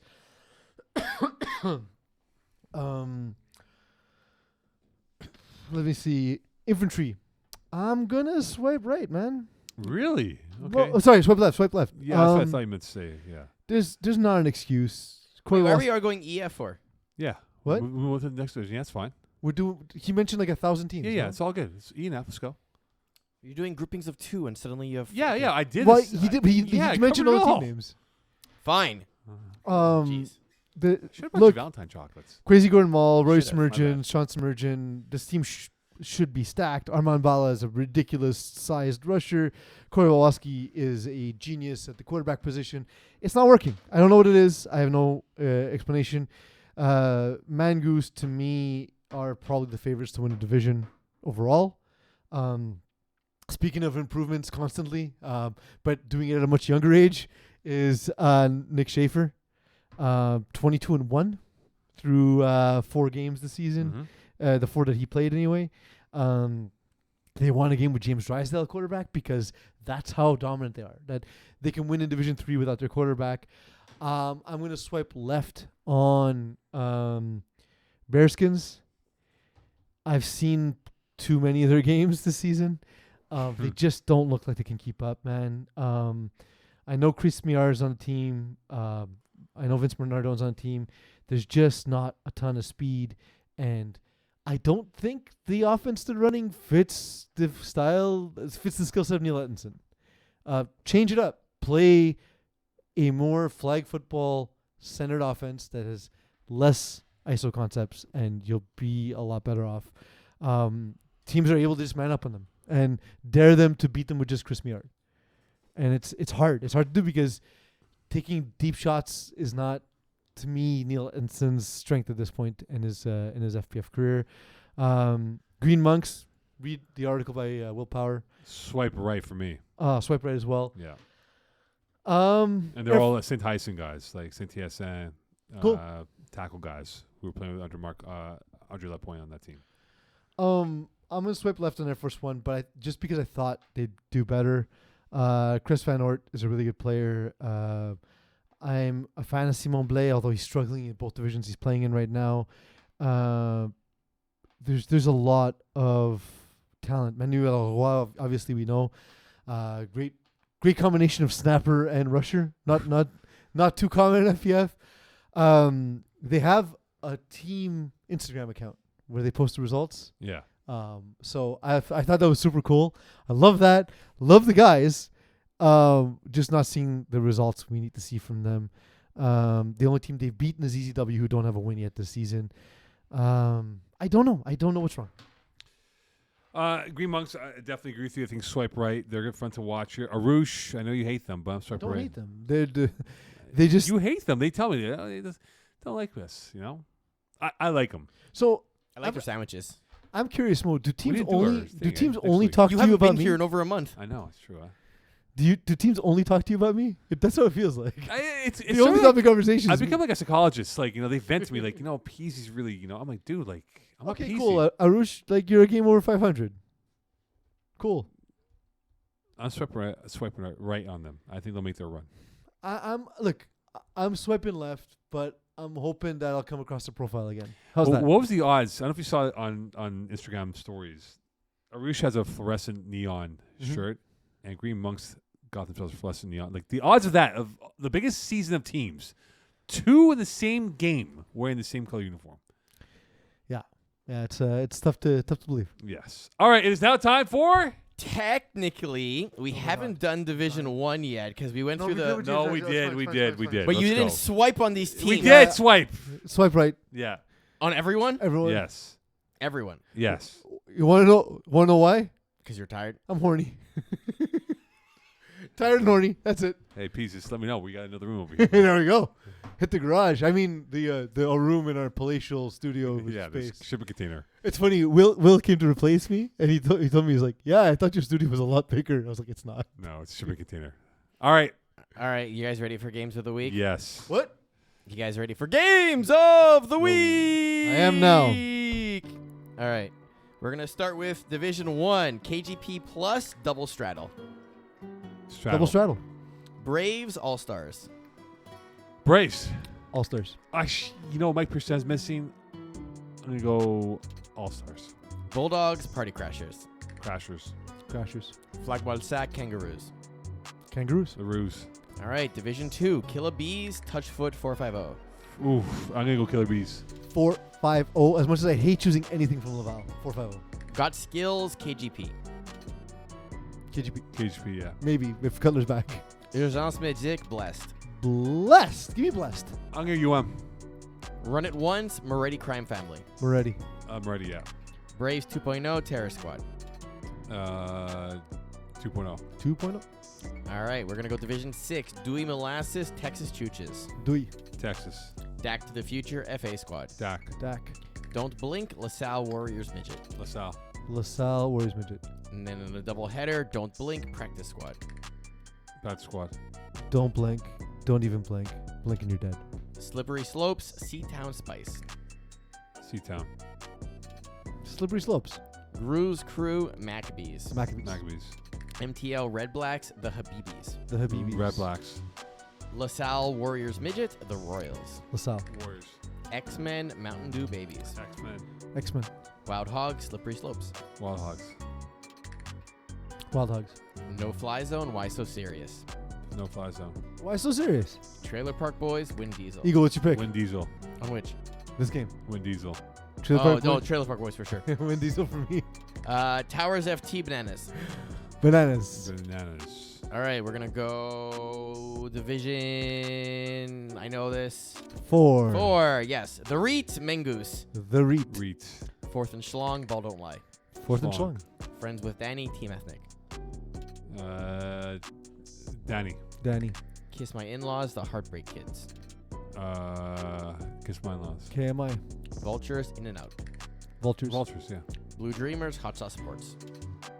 Hot Sauce. Can't pick it. Hot sauce by 40. Bruins. No, sorry, no. I'm underselling myself. Hot sauce by 50. My mistake. Misspoke. Bruins. Bandits. Bruins. Bruins. Balls Deep. Golden Eagles. Eagles. Eagles. Ludnard Top G's. No. Ludno. Yeah. New Mofos. quarterback. Les Bébés Magiques. Mofos. Mofos. Martin et Le Flag. Nomads. Nothing. Nothing. Trap Stars. Voodoo. Trap Stars. Trap stars. Wide Open Bar. Les Jet Play.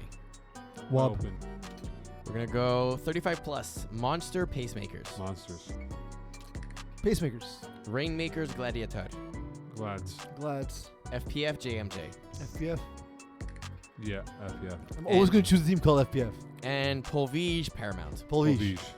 All right, we're going to go women's 1. Torrance Fleur de Lis. Torrance. Yeah. No, sorry. Fleur-de-Lis. Torrance Bees. Bees. Bees. Montréal U Bleu Pou. Blue food. Blue Poop. Les Bleus Vortex. Oh, you know who I'm taking. Les Bleus. Mokan doesn't know anything about flag football. Vortex. Ghosted Bees. Bees. Bees. All right, women's 2. Phoenix Steelers. Phoenix. We're going to go, hold on, once the music restarts. Les Petits Miettes Wolfpack. Mia. LPM. Dream Killers Extreme Bullets. Killers. Extreme Bullets get their extreme first win. Carababes VC Cubs. Carababes. Carababes. Cavalier Red Nation. Champlain. Cavs. Libu Linkset. Linkset. Linkset. Coed 1 Northern Braves Free Smoke. Free smoke. Northern Braves. Ballbusters Fast Not Furious. Ballbusters. FNF. Northern Braves Les Bleus. Northern Braves. Easy Fun Free Smoke. Easy fun. Free Smoke. The Funny Club The Justice League. Justice League. Funny Club. Girl Scouts Kiss My Outlaws. Kiss my outlaws. KMO. Party Mix Les Petits Fuck. LPP. LPP. Coed 2 Hungry Hippos Badgers. Hippos. Badgers. The Villains The IG Team. Villains. IG team. Balls Deep Fighting Tigers. Tigers. Tigers. Kiss My End Zone Fit Squad. Kiss my zone. Once again, Kiss Manzo. Block Party Fireball. Block party. Fireball. Coed 3 Blocked Party Canicule. Block. Sorry. Blocked Party Canicule. Oh yeah, that name Canicule. Yeah. Canicule. Yeah. La Secte Half and Half. That's that. That's that. Paquer Sneaky Snakes. Sneaky snakes. Sneaky. Fast Not Furious 3 Michael Scott's Tots. Scott Stocks finally gets that second win. FNF3. All right, we're going to go. I know this. Division 5A West Island Boys Backwoods Football Club. Web. Wib. Fave the Turtles Tip Top Shape. Turtles. Turtles. Menace to Sobriety The Tokyo Sandblasters. So Sound Blasters. Give me Tokyo. Red Knotskins Buffalo Wild Wings. Not skins. Wild Wings. Le Speakeasy Clinkers. Clinkers. Speakeasy. No Friend Zone Glory Boys.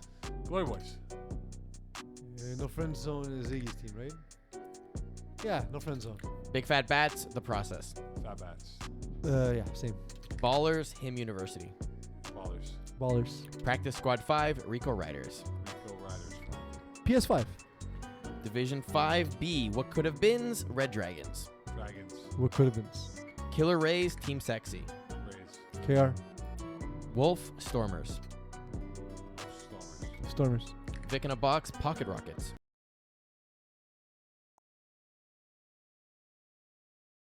Him You No Pun Intended. Him Warriors Blues. Warriors. Warriors. Bulldogs Green Monster. Bulldogs. Green Monster. Cover 3 Les Bleus Dry. Les Blue Dry.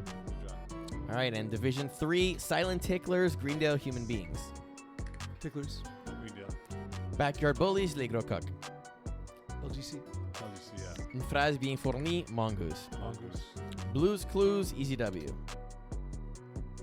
Easy W. Blues. Go Blues. Sorry. Blues Clues as well. Beer Belly Brigade Speed Academy. Speed Academy. Yeah. Green Munches Never Overtime. Green Munches. Monks. Blackouts The Stoics. Stokes. Blackouts. Arouche Les Verchevols. Rouge. Les Verchevols. Never Overtime Les Malouds. Lude. Never overtime. I'll go never overtime. Give me the melon. GIF Free Smoke 1. Free Gif. Smoke 1. KGP Raw Preach. KHP Raw. Preach. Mangoose The Infantry. Mangoose. Mangoose. And Blue Chips Alpha Dogs. Alpha Dogs. No. Blue Chips, yes. I'm leaning Alpha Dogs. All right. Oh my god, it's over? Yeah. Oh my god, it's over. Mo, welcome back. This was Yes. fun. Way to keep it under 3 hours, by the way. yeah, Like, we- literally perfect. That's what we I do. will say there's one different component. Yeah, you're not hosting. Yeah, that's true. I'm not there to forget That is we the different component. Be like, there's oh three yeah, more sorry divisions." guys, all the segments were ran along today. My bad. It's not like I run Well, the show. So what happened on two of the shows specifically was that I forgot that we had 3 divisions left because I forgot to scroll down. So I was like, we got plenty of time. Yeah, great headway over here. Yeah, Anyway, yeah. magic words, please. The Suns? Good night. Good night. Kevin Durant. What about Kevin Durant?